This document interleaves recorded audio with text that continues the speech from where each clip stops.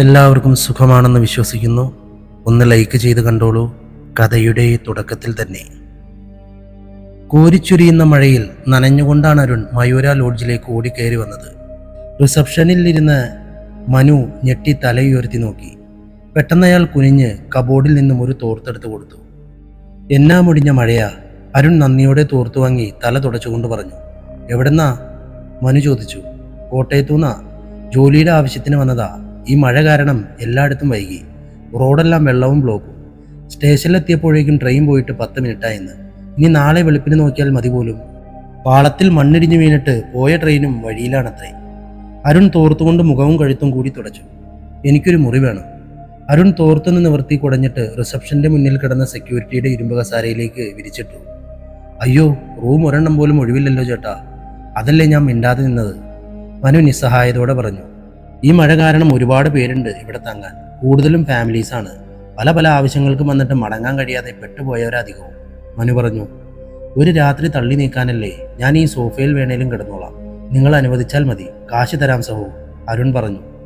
ഞാൻ എന്ത് ചെയ്യാൻ പറ്റും? റൂമൊന്നും ഒഴിവില്ലാഞ്ഞിട്ടല്ലേ ചേട്ടാ. പിന്നെ ഒരെണ്ണമുള്ളത് പണ്ട് മുതലാളി ഉപയോഗിച്ചുകൊണ്ടിരുന്ന ഒരു മുറിയാ. അതാണെങ്കിൽ ക്ലീൻ ചെയ്തിട്ടുമില്ല. ഇപ്പോഴും വല്ലപ്പോഴും മുതലാളി വരുമ്പോൾ അതിൽ പോയി കിടക്കാറുണ്ട്. അയാളുടെ കുറേ സാധനങ്ങളും പൊടിയും മാറാലയും ഒക്കെ ആയിട്ട് കിടക്കുക. ഞങ്ങളാരും അതിൽ കയറിയിട്ടില്ല. അയാളത് വൃത്തിയാക്കാറുമില്ല. അതിലെങ്ങനെയാ കിടക്കുന്നത്? മനു വീണ്ടും പറഞ്ഞു. അതിൽ ബാത്റൂമുണ്ടോ? അരുൺ ചോദിച്ചു. ബാത്റൂമുണ്ട്, മനു പറഞ്ഞു. വെള്ളമോ? അരുൺ വീണ്ടും ചോദിച്ചു. വെള്ളവുമുണ്ട്. എല്ലാത്തിനും ഒരേ കണക്ഷൻ തന്നെയാ, മനു പറഞ്ഞു. പിന്നെന്താ, അത് തന്നെ ധാരാളം. ഒന്ന് നടുവ് നിർത്തുമ്പോഴേക്കും നേരം വിളിക്കില്ലേ? അരുണിന്റെ മുഖം തെളിഞ്ഞു. പക്ഷേ ചേട്ടാ, മനു മടിച്ചു നിന്നു. ഒന്നും പറയല്ല അനിയ, അതെങ്കിലും മതി. അത്യാവശ്യമായിട്ടൊന്ന് ബാത്റൂമിൽ പോകണം. വെളുപ്പിന് ഇറങ്ങിയതാ വീട്ടിൽ നിന്ന്. ഫോണിന്റെ ചാർജും തീർന്നു. ഈ നേരം കെട്ട നേരത്തെ ഈ പെരുമഴയത്ത് ഞാനിനി എങ്ങോട്ട് പോകാനാ? ഒന്ന് സഹായിക്കടോ. ഞാനൊരു ബുദ്ധിമുട്ടും ഉണ്ടാക്കില്ല. റൂം റെന്റ് തരാം, അരുൺ പറഞ്ഞു. മനുവിനെ എതിര് പറയാൻ തോന്നിയില്ല. അയാൾ ടേബിൾ ഡ്രോയിൽ നിന്നും താക്കോലെടുത്തു. വരൂ, ഞാൻ കാണിച്ചു തരാം. മനു റിസപ്ഷൻ ഡെസ്കിൽ നിന്നിറങ്ങി മുന്നോട്ട് നടന്നു. അരുൺ ആശ്വാസത്തോടെ നനഞ്ഞു കുതിർന്ന ബാഗും എടുത്ത് അവനെ അനുഗമിച്ചു. അത്ര വലിയ ലോഡ്ജൊന്നും അല്ലെങ്കിലും അത്യാവശ്യം നല്ല വൃത്തിയുണ്ടായിരുന്നു അതിന്.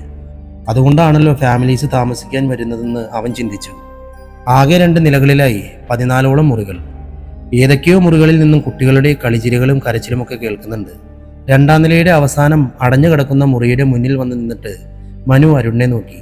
അരുൺ റൂമിന്റെ അടഞ്ഞു കിടക്കുന്ന വാതിലിന്റെ കറുപ്പ് നിറത്തിൽ എഴുതിയ 13 എന്ന നമ്പറിലേക്ക് നോക്കിയിട്ട് മനുവിനെ നോക്കി. മുതലാളി അറിഞ്ഞാൽ എൻ്റെ പണി പോകും.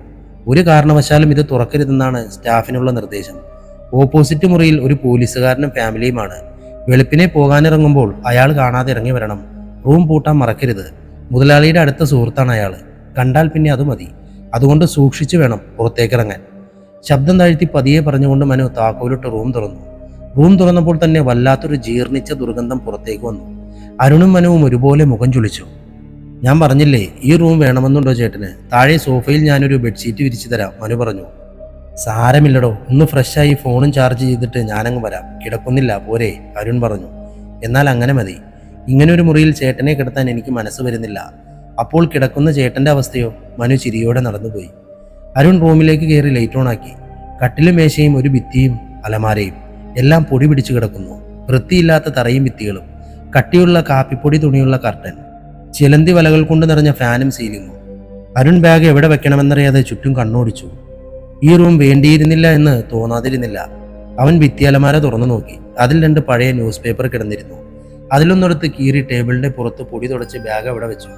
അപ്പോഴാണ് കതക് തുറന്നു കിടക്കുന്നത് കണ്ടത്. വേഗം ചെന്ന് ശബ്ദമുണ്ടാക്കാതെ കതക് ചേർത്തടയ്ക്കുമ്പോൾ എതിരെയുള്ള റൂമിന്റെ വാതിലിൽ മാഞ്ഞു തുടങ്ങിയ 14 എന്ന നമ്പറിലേക്ക് ഒന്ന് നോക്കാതിരുന്നില്ല. അരുൺ നനഞ്ഞ ഷർട്ടും പാൻറ്റും ഇന്നർവെയർ മൂരി ബാഗിന്റെ മുകളിൽ വെച്ചിട്ട് ബാഗിൽ നിന്നും ഒരു കൈലി എടുത്തെടുത്തു. എവിടെ പോയാലും എക്സ്ട്രാ ഒരു ജോഡി ഡ്രസ്സും മറ്റ് അനുബന്ധ സാധനങ്ങളും കരുതുന്ന പതിവുണ്ട് അരുണിന്. അത് മിക്കപ്പോഴും ഉപകാരപ്പെടാറുണ്ട്. അവനൊരു തോർത്തും കൂടി എടുത്ത് ബാത്റൂമിൽ കയറാനായി വാതിൽ തുറന്നു. എന്നാൽ അതിശയത്തോടെയാണ് അവൻ അതിലേക്ക് കയറിയത്. ബാത്റൂം നല്ല വൃത്തിയിൽ തന്നെ കിടന്നിരുന്നു. അതിന്റെ തറയിൽ ഇപ്പോഴും ഉണങ്ങാതെ ഈർപ്പം തങ്ങി നിൽക്കുന്നു. മുതലാളിയുടെ മുറിയാണെന്ന് മനു പറഞ്ഞത് ഓർമ്മയിൽ വന്നതുകൊണ്ട് അവൻ കൂടുതലൊന്നും ആലോചിക്കാതെ അകത്ത് കയറി കതകടച്ചു. വിശാലമായി തന്നെ ബാത്റൂമിൽ പോയി കുളിച്ച് തോർത്തിയിറങ്ങി വന്നപ്പോൾ അരുണിന്റെ യാത്രാക്ഷീണം മാറിയിരുന്നു. കഴിച്ചിട്ട് വന്നതുകൊണ്ട് എവിടെയെങ്കിലും ഒന്ന് കിടന്നാൽ മതിയെന്ന് തോന്നി അവന്. അപ്പോഴാണ് ചാർജ് തീർന്ന് ഓഫായി കിടക്കുന്ന ഫോണിന്റെ കാര്യം ഓർത്തത്. അവൻ വേഗം ബാഗ് തുറന്ന് ഫോണെടുത്ത് ചാർജിലിട്ടു. ഫാൻ ഓണാക്കാൻ നോക്കിയപ്പോൾ അതൊരു ഞെരുക്കത്തോടെ തിരിയാൻ തുടങ്ങി. ആ ശബ്ദം കേട്ട് ആരെങ്കിലും വന്നാലോ എന്ന് കരുതി അവനത് ഓഫാക്കി. ജനൽ തുറക്കാമെന്ന് കരുതി ജനലിന്റെ മൂടിയിരുന്ന കട്ടിയുള്ള കർട്ടൻ വകഞ്ഞു മാറ്റി. ഒറ്റപ്പാളി ജനലിന് ഇത്രയും വലിയ കർട്ടനൊന്നും ചിന്തിക്കാതിരുന്നില്ല. മെല്ലെ ആ ജനലിന്റെ കുളത്തെടുത്ത് പുറത്തേക്ക് അല്പം തുറന്നു പിടിച്ചു. മഴയുടെ ശക്തിക്ക് അല്പം ശമനമുണ്ട്. നല്ല തണുത്ത കാറ്റ് ഈർപ്പത്തോടൊപ്പം അവനെ വന്ന് തഴുകി. കുളിച്ചതിന്റെ കുളിരിൽ ഇതൂടെ ആയപ്പോൾ അവനൊന്ന് കിടുങ്ങിപ്പോയി. പെട്ടെന്ന് ജനലടച്ച് കർട്ടൻ വലിച്ചിട്ടു. ബാഗിൽ നിന്നൊരു ബനിയനെടുത്ത് ധരിച്ചു. ഫോൺ ഓണാക്കി വെച്ചിട്ട് കട്ടിലേക്ക് നോക്കി. പൊടി പിടിച്ച് മുഷിഞ്ഞു കിടക്കുന്ന ബെഡ്ഷീറ്റ് അവനത് പതുക്കെ വലിച്ചെടുത്ത് കൂട്ടിപ്പിടിച്ച് ചുരുട്ടി മേശയ്ക്ക് മുന്നിൽ കിടന്ന കസാരയിലേക്ക് വെച്ചു. മുഷിഞ്ഞ നിറം മങ്ങിയ വയലറ്റ് തലയിണയും കസാരയിലേക്ക് എടുത്തു വെച്ചു. ബെഡ് അത്ര പഴക്കമുള്ളതല്ല. അവൻ ബാഗിൽ കരുതിയ സിംഗിൾ ബെഡ്ഷീറ്റ് എടുത്ത് അതിൽ വിരിച്ചിട്ട് നീണ്ടു നിവർന്നു കിടന്നു. കിടന്നത് മാത്രമേ അവന് ഓർമ്മയുണ്ടായിരുന്നുള്ളൂ. ആ നിമിഷം തന്നെ അവൻ ഉറക്കത്തിലേക്ക് മയങ്ങി വീണിരുന്നു. കൺമുന്നിൽ പുഴക്കൽ നുരയ്ക്കുന്നത് പോലെ തോന്നിയാണ് അരുൺ ഉറക്കം ഞെട്ടിയുണരുന്നത്. അവന് പെട്ടെന്ന് താൻ എവിടെയാണെന്ന് മനസ്സിലാക്കാൻ കഴിഞ്ഞില്ല. പുറത്തു പെയ്യുന്ന മഴയുടെ ശബ്ദം നന്നായി കേട്ടപ്പോൾ തന്നെ മനസ്സിലായി മഴ വീണ്ടും ശക്തി ആർജിച്ചുവെന്ന്. അവൻ എഴുന്നേറ്റ് കട്ടിലിൽ ചമ്രം പടിഞ്ഞിരുന്നു. തലയ്ക്ക് ആകെ ഒരു പെരുപ്പ്. വെളുപ്പിന് ഉണർന്നതിൻ്റെ ആവണം ഇത്ര ബോധം കെട്ടുറങ്ങിയത്. അവൻ എഴുന്നേറ്റ് ഫോൺ എടുത്ത് നോക്കി. 2:30 കഴിഞ്ഞു. 74% ചാർജ് കയറിയിട്ടുണ്ട്. അവൻ ഫോൺ അവിടെ തന്നെ വെച്ചു. കണ്ട സ്വപ്നം എന്താണെന്ന് ഓർത്തെടുക്കാൻ കഴിഞ്ഞില്ല. കൺമുന്നിൽ നുരയ്ക്കുന്ന പുഴുക്കൾ മാത്രം മനസ്സിൽ വന്നു. അവൻ വീണ്ടും ഒന്ന് ബാത്റൂമിൽ പോയി വന്നു. ലൈറ്റ് ഓഫ് ആക്കാൻ കൈ ഉയർത്തിയതും ഭിത്തിയിൽ ഇഴഞ്ഞു കയറി വരുന്ന വെളുത്ത ചെറിയ പുഴുക്കളെ അവൻ കണ്ടു. ഇളം നീല പെയിന്റടിച്ച ഭിത്തിയിൽ അതേപോലെ 7-8 പുഴുക്കൾ പലയിടത്തായി ഇഴയുന്നുണ്ട്. പഴകി പൊടിയടിച്ച മുറിയിൽ ഇത് മാത്രമേ ഉള്ളുള്ളൂ എന്ന സമാധാനത്തിൽ അവൻ അലമാരയിൽ നിന്നും പേപ്പർ കീറിയെടുത്ത് എല്ലാത്തിനെയും അതിലേക്ക് തോണ്ടിയിട്ട് ജനൽ തുറന്ന് പുറത്തേക്ക് കളഞ്ഞു. അവിടെ മാകെ ഒന്ന് കണ്ണോടിച്ചുകൊണ്ട് അവൻ ലൈറ്റ് ഓഫാക്കാതെ തന്നെ കട്ടിലിൽ വന്ന് കിടന്നു. കണ്ണുകളിലേക്ക് ഉറക്കം പിടിച്ചതും വീണ്ടും അവന്റെ കണ്ണിന്റെ മുന്നിൽ ആയിരക്കണക്കിന് പുഴുക്കൾ നുരയ്ക്കുന്നത് അവൻ കണ്ടു. അല്പം മുമ്പ് താൻ പുറത്തേക്ക് കളഞ്ഞ പോലത്തെ വെളുത്ത ശവന്തീനി പുഴുകൾ. അവൻ ഞെട്ടി കണ്ണു തുറന്നു. കൺമുന്നിൽ തൂങ്ങിക്കിടക്കുന്ന ഫാനിനെ പൊതിഞ്ഞ് വെളുത്ത പുഴുക്കൾ ഇഴയുന്നു. 100-1000 കണക്കിന് ചെറിയ വെളുത്ത പുഴുക്കൾ. അവൻ ചാടി എഴുന്നേറ്റു. നിലത്തേക്ക് കാൽ വയ്ക്കാൻ പോയതും പെട്ടെന്ന് അവൻ കാൽ വലിച്ചു. നിലത്തും ഭിത്തിയിലും നിറയെ വെളുത്ത ചെറിയ പുഴുക്കൾ. തന്റെ ബാഗിനെയും കർട്ടനെയും വരെ അത് മൂടിയിരിക്കുന്നു. ചാർജറും ഫോണും പോലും കാണാൻ കഴിയുന്നില്ല. എന്നാൽ താൻ കിടക്കുന്ന ബെഡിൽ ഒന്നുമില്ല താനും. അവൻ ഭയത്തോടെ മെല്ലെ ചുറ്റും കണ്ണോടിച്ചുകൊണ്ട് എന്ത് ചെയ്യണമെന്നറിയാതെ അവിടെ തന്നെ ഇരുന്നു പോയി. ഒന്ന് നിലവിളിക്കാൻ തോന്നിയെങ്കിലും ശബ്ദം പുറത്തേക്ക് വന്നില്ല. മനുവിന്റെ നമ്പർ വാങ്ങാത്തത് അബദ്ധമായെന്ന് തോന്നിയവന് അടഞ്ഞു കിടക്കുന്ന വാതിലിലേക്കും പുഴുക്കൾ നിറഞ്ഞു കയറുന്നു. കട്ടിലൊന്നുമില്ലെന്ന് ഉറപ്പുവരുത്തിയ ശേഷം അവൻ നീണ്ടു നിവർന്ന് കണ്ണുകൾ അടച്ചു കിടന്നു. കണ്ണിന്റെ മുന്നിൽ എന്തോ തൂങ്ങി നിൽക്കുന്നത് പോലെ. പെട്ടെന്ന് ഞെട്ടി കണ്ണു തുറന്നതും 2 കാലുകൾ. അവന്റെ ശ്വാസം വിലങ്ങി വിറച്ചുപോയി. പാന്റും ഷർട്ടും ഇട്ട ഒരു പുരുഷൻ കണ്ണിന്റെ മുന്നിൽ ഫാനിൽ തൂങ്ങി നിൽക്കുന്നു. അരുണിന് ശ്വാസോച്ഛ്വാസം ക്രമാതീതമായി ഉയർന്നു. കണ്ണുകൾ പുറത്തേക്ക് തള്ളി. അനങ്ങാൻ കഴിയാത്ത ആ കിടപ്പിലും അവൻ തന്റെ കണ്ണുകൾ ഇറക്കിയടച്ചു. നിമിഷങ്ങൾ കടന്നുപോയി. തന്റെ അവസാനമായി എന്ന് തന്നെ അരുൺ കരുതി. കണ്ണുകൾ തുറക്കാൻ അവൻ ഭയന്നു. കണ്ണുകൾ അകത്താതെ തന്നെ പതിയെ അവൻ നേർത്ത പാളിയുടെ വിടവിലൂടെ ഫാനിലേക്ക് നോക്കി. ശൂന്യം. ഫാനിൽ തൂങ്ങുന്ന പുരുഷനോ വെളുത്ത പുഴുക്കളോ ഉണ്ടായിരുന്നില്ല. അവൻ കണ്ണുകൾ തുറന്നെഴുന്നേറ്റു. എല്ലാം പഴയതുപോലെ തന്നെ. തന്റെ ഫോണും ബാഗുമെല്ലാം ഭദ്രം. അതൊരു ആശ്വാസം നൽകിയെങ്കിലും ഇനി ഇവിടെ കഴിച്ചു കൂട്ടുന്നത് പന്തിയല്ല എന്നവന് മനസ്സിലായി. നിമിഷ നേരം കൊണ്ട് അവൻ ഡ്രസ്സ് മാറി. നനഞ്ഞ തുണികൾ ഉടുത്തിരുന്ന കൈലിയിൽ പൊതിഞ്ഞ് ബാഗിന്റെ ഉള്ളിൽ കയറ്റി.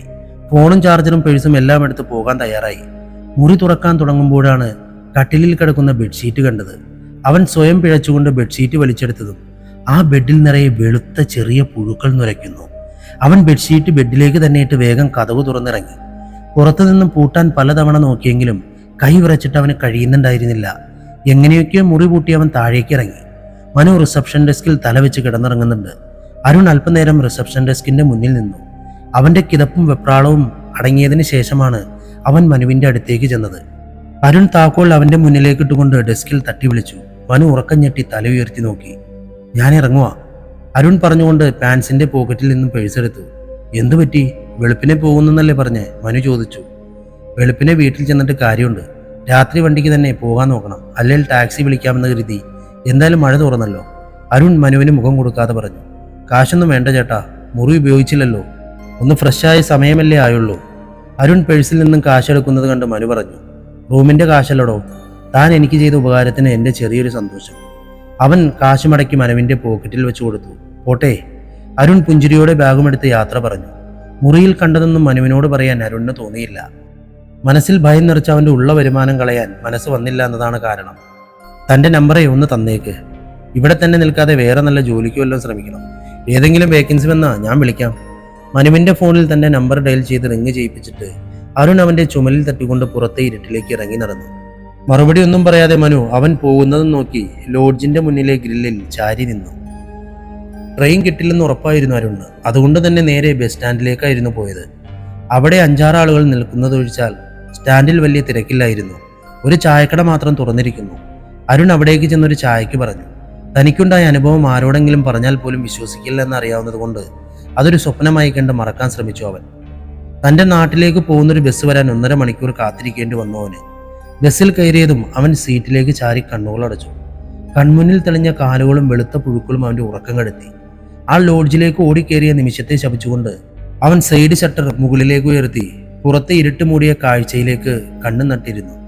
മഴയുടെ ഈർപ്പവും കുളിരും അപ്പോഴവനൊരു ആശ്വാസമായി തോന്നി. മനസ്സ് ശാന്തമാകുന്ന പോലെ.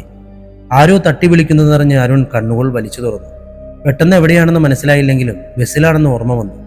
അവൻ കണ്ണു ചിമ്മി പുറത്തേക്ക് നോക്കി. നേരം നന്നായി പുലർന്നിരിക്കുന്നു. ബസ്സിൽ ആളുകൾ കൂടിയിട്ടുണ്ട്. അവൻ കയ്യിലെ വാച്ചിലേക്ക് നോക്കി. 6 മണി കഴിഞ്ഞ് 10 മിനിറ്റ്. അവൻ തന്നെ വിളിച്ചുണർത്തിയ ആളെ നോക്കി. നീല ജീൻസും ബ്ലാക്ക് ടീഷർട്ടും ഹുഡിയും ധരിച്ച പെൺകുട്ടിയാണത്. അവനൊന്ന് പുഞ്ചിരിച്ചു. അവളും. അടുത്ത സ്റ്റോപ്പിൽ ഞാൻ ഇറങ്ങും. താൻ എൻ്റെ തോളിലാണ് കിടന്നത്, അതാ ഞാൻ ഉണർത്തിയത്, സോറി, അവൾ പറഞ്ഞു. അവൻ പുറത്തേക്കൊന്ന് നോക്കിയിട്ട് അവളിലേക്ക് തിരിഞ്ഞു. ഞാനും ഇറങ്ങുക. എന്തായാലും ഉണർത്തിയത് നന്നായി, താങ്ക്സ്. അവൻ താഴെ കാലിൻ്റെ അടുത്തിരുന്ന ബാഗ് എടുത്തു. അതിലെന്തെങ്കിലും പറ്റിയിരിക്കുന്നുണ്ടോ എന്ന് വെറുതെ ഒന്നും നോക്കാതിരുന്നില്ല. രാത്രിയിലെ അനുഭവം ഓർമ്മയിൽ നിറഞ്ഞിരുന്നു അപ്പോഴും. താനെന്താ നോക്കുന്നേ? ആ പെൺകുട്ടി ചോദിച്ചു. ഹേയ്, ബാഗ് നനഞ്ഞതാണ്, തറയിലെ പൊടി മൊത്തമായിട്ടുണ്ട്, അത് നോക്കിയതാ. അവൻ ബാഗ് കയ്യിലെടുത്ത് ഇറങ്ങാൻ തയ്യാറായി. ബസ് സ്റ്റാൻഡിലേക്ക് കയറിയതും 2 പേരും എഴുന്നേറ്റു. അധികം ആരും ഉണ്ടായിരുന്നില്ല സ്റ്റാൻഡിൽ, ഇറങ്ങാനും കയറാനും. താൻ എവിടെന്നാ, എങ്ങോട്ട് പോകുക? അരുൺ ബാഗ് തോളിൽ തൂക്കിക്കൊണ്ട് ബസ്സിൽ നിന്നിറങ്ങി. പിന്നാലെ അവളും ഇറങ്ങി. ഡോറടച്ചു. പറയാനാണെങ്കിൽ ഒരു കഥ പറയേണ്ടി വരും. അവൾ ചിരിച്ചു. എങ്കിൽ വാ, ഓരോ ചായ കുടിക്കാം. അവൻ മുന്നോട്ട് നടന്നു. ഇതാണല്ലേ പറയുന്നത്, അംഗവും കാണാം താളിയും ഒടിക്കാമെന്ന്? അവൾ പിന്നിൽ നിന്ന് ചോദിച്ചു. അവൻ ചിരിച്ചു. അതൊന്നുമില്ല, ഇവിടെ തന്നെ വിളിക്കാൻ കാത്തു നിൽക്കുന്ന ആരെയും കണ്ടില്ല. എന്തായാലും ഞാനൊരു ചായ കുടിക്കാൻ പോവുക. അതിനൊരു കമ്പനി ക്ഷണിച്ചു എന്നേ ഉള്ളൂ, വേണ്ടെങ്കിൽ വേണ്ട. അല്ലാതെ തൻ്റെ കഥ കേട്ടിട്ട് എനിക്കെന്ത് മല മറിക്കാനാ? അരുൺ സ്റ്റാൻഡിൻ്റെ പുറത്തേക്ക് നടക്കാൻ തുടങ്ങി. ആ പിണങ്ങാതടോ, എനിക്കിവിടെ ഒന്നും യാതൊരു പരിചയവുമില്ല. തൻ്റെ ഓഫർ ഞാൻ സ്വീകരിച്ചു, വാ ചായ കുടിക്കാം. അരുൺ ചിരിയോടെ തിരിച്ചു വന്ന ചായക്കടയിലേക്ക് കയറി. ഞാൻ മീര, സമീര എന്നാണ് മുഴുവൻ പേരെങ്കിലും എനിക്കിഷ്ടം മീര എന്ന് വിളിക്കുന്നതാ. താനും അങ്ങനെ വിളിച്ചാൽ മതി, മീര പറഞ്ഞു. അരുൺ 2 ചായക്ക് ഓർഡർ കൊടുത്തു. അമ്മ വീട് പാലക്കാട് ബോർഡറാണ്. നല്ല ഒന്നാന്തരം അയ്യങ്കാര് പെണ്ണ്. അച്ഛൻ കോട്ടയംകാരൻ, തനി അച്ചായൻ. കുറേയധികം റബ്ബറും കുരുമുളകും ഹോട്ടൽ ബിസിനസ്സും ഒക്കെയായി ലാവിശായി നടക്കുന്ന കാലത്താണ് അമ്മ അമ്മയുടെ ഫാമിലിക്കൊപ്പം വാഗമണ്ണിലേക്ക് ട്രിപ്പ് വരുന്നത്. താമസിച്ചതോ അപ്പൻ്റെ ഹോട്ടലിലും. അങ്ങനെ കണ്ടു മിണ്ടി മനസ്സുകളടത്തു. മീര പറഞ്ഞു ചിരിച്ചു. അരുൺ ചായ ഒരെണ്ണം എടുത്ത് മീരയ്ക്ക് കൊടുത്തു. ഇത്ര പെട്ടെന്നോ? അതും വീട്ടുകാർക്കൊപ്പം കറങ്ങാൻ വന്നൊരു പെണ്ണ്? ഇമ്പോസിബിൾ, അതും അന്ധകാലത്തിലെ. അരുൺ അത് ചിരിച്ചു തള്ളി. അതല്ലേ രസം, ട്വിസ്റ്റ്. അപ്പം പഠിച്ചിരുന്നത് എറണാകുളം മഹാരാജാസിൽ, അമ്മയും പഠിച്ചതും അവിടെ തന്നെ. രണ്ടും കൂടിയുള്ള രഹസ്യ പ്രണയം പുഷ്പിച്ചത് വാഗമണ്ണിലെ കോടമഞ്ഞിൽ മുങ്ങി നിന്ന ഹോട്ടലിലെ റിസപ്ഷൻ ഡെസ്കിൽ. അവിടെ നിന്ന് അങ്ങോട്ട് ഒളിച്ചും പാത്തുമുള്ള കണ്ടുമുട്ടലുകൾ, കത്തുകൾ. അവസാനം മുത്തച്ഛൻ കയ്യോടെ പൊക്കിയപ്പോൾ അമ്മയ്ക്ക് 4 മാസം ഗർഭം. മീര ഉറക്കെ ചിരിച്ചു. എന്നിട്ടോ? അരുണിന് ആകാംക്ഷയായി. എന്നിട്ടെന്താ, സാധാരണ സിനിമ സ്റ്റൈൽ തന്നെ. അമ്മയെ അടച്ചിടുന്നു, അപ്പം വിളിച്ചിറക്കാൻ വരുന്നു, വാക്കുതർക്കമായി, കയ്യാങ്കളിയായി. അവസാനം അമ്മയുടെ കൈയും പിടിച്ചുകൊണ്ട് അപ്പനിറങ്ങി വന്നു. അപ്പൻ്റെ വീട്ടുകാർ പുളിയായിരുന്നു. അതൊരു മതസൗഹാർദ്ദ കുടുംബമാണേ. ഹിന്ദുവും മുസ്ലിമും മദാമയുമൊക്കെ മരുമകളായി വന്ന റാഹേൽ മാപ്പിളയുടെ കുരിശുവീട്. അവിടുത്തെ ഇളമുറക്കാരിൽ ഒരേ ഒരു പെൺതിരിയാണ് സമീര എന്ന ഈ ഞാൻ. അവൾ ചായ കുടിച്ച ഡിസ്പോസിബിൾ കപ്പ് വേസ്റ്റ് ബിന്നിലേക്ക് ഇട്ടുകൊണ്ട് പറഞ്ഞു. അച്ചായത്തി അയ്യങ്കാരെ ഇവിടെ എന്താണെന്ന് പറഞ്ഞില്ലല്ലോ. അരുണും കപ്പ് ബിന്നിലേക്കിട്ട് പേഴ്സെടുത്ത് ചായയുടെ കാശ് കൊടുത്തു. ഇവിടെ? മീര ചിരിച്ചു. എനിക്കുമുണ്ടൊരു പ്രണയം, പാതിയിൽ നിന്ന് പോയ പ്രണയം. ആ പ്രണയത്തെ അന്വേഷിച്ചിറങ്ങിയതാ ഞാൻ. അവൻ്റെ നാടായത്. അവൾ മുന്നോട്ട് നടന്നു. ഇവിടെ ആരാ? വീട്ടുപേരും വല്ലതും അറിയാമോ തനിക്ക്? അല്ല, അവൻ്റെ പേരെന്താ? അരുൺ ചോദിച്ചു. മിലൻ ദാസ് പള്ളിക്കപ്പടി. ഓ, നമ്മുടെ കൃഷ്ണദാസ് കുറുപ്പിൻ്റെ മോൻ. അവനായിരുന്നോ? താൻ പേടിക്കണ്ട, എനിക്കറിയാം ആളെ. വീട് ഞാൻ കാണിച്ചു തരാം, ധൈര്യമായിട്ട് പോരെ. അരുൺ സ്റ്റാൻഡിൻ്റെ വെളിയിലേക്ക് ഇറങ്ങി ഒരു ഓട്ടോക്ക് കൈ കാണിച്ചു. 2 പേരും അതിൽ കയറി. ചേട്ടാ, മാധവവിലാസത്തിലേക്ക്, അരുൺ പറഞ്ഞു. മീര അവനെ നോക്കി. ആദ്യം എൻ്റെ വീട്ടിൽ ചെന്നൊന്ന് ഹാജർ വയ്ക്കട്ടെ. ഇന്നലെ വെളുപ്പിന് ഇറങ്ങിയതാ. ഒന്ന് ഫ്രഷായി കാപ്പുകൂടിയൊക്കെ കഴിഞ്ഞ് സമാധാനത്തിൽ പോകാം അങ്ങോട്ട്, അരുൺ പറഞ്ഞു. മീര സമ്മതഭാവത്തിൽ തലയനക്കി. അരുണിന്റെ കയ്യിലിരുന്ന ട്രാവൽ ബാഗിന്റെ സിബിനിടയിൽ നിന്നും വെളുത്ത പുഴുക്കൾ പുറത്തേക്കിറങ്ങാൻ വിടവുകൾ തിരഞ്ഞ് നുരഞ്ഞു നടക്കുകയായിരുന്നു. അപ്പോൾ മാധവവിലാസം എന്ന ബോർഡ് വെച്ച ഗേറ്റ് കിടന്ന് വീടിന്റെ മുറ്റത്തേക്ക് ഓട്ടോ വന്ന് നിൽക്കുമ്പോൾ അരുണിന്റെ അച്ഛൻ മാധവമേനോൻ തിണ്ണയിലിരുന്ന് പത്രം വായിക്കുന്നുണ്ടായിരുന്നു. ആ ജോസോ, തന്നെ കുറെ ആയല്ലോ കണ്ടിട്ട്. മാധവൻ പത്രം മടക്കി എഴുന്നേറ്റു. ഓട്ടോ ഡ്രൈവർ ജോസ് പുറത്തേക്ക് ഇറങ്ങി വന്നു. അരുണും മീരയും ബാഗുകളുമായി അപ്പോഴേക്കും ഇറങ്ങിയിരുന്നു.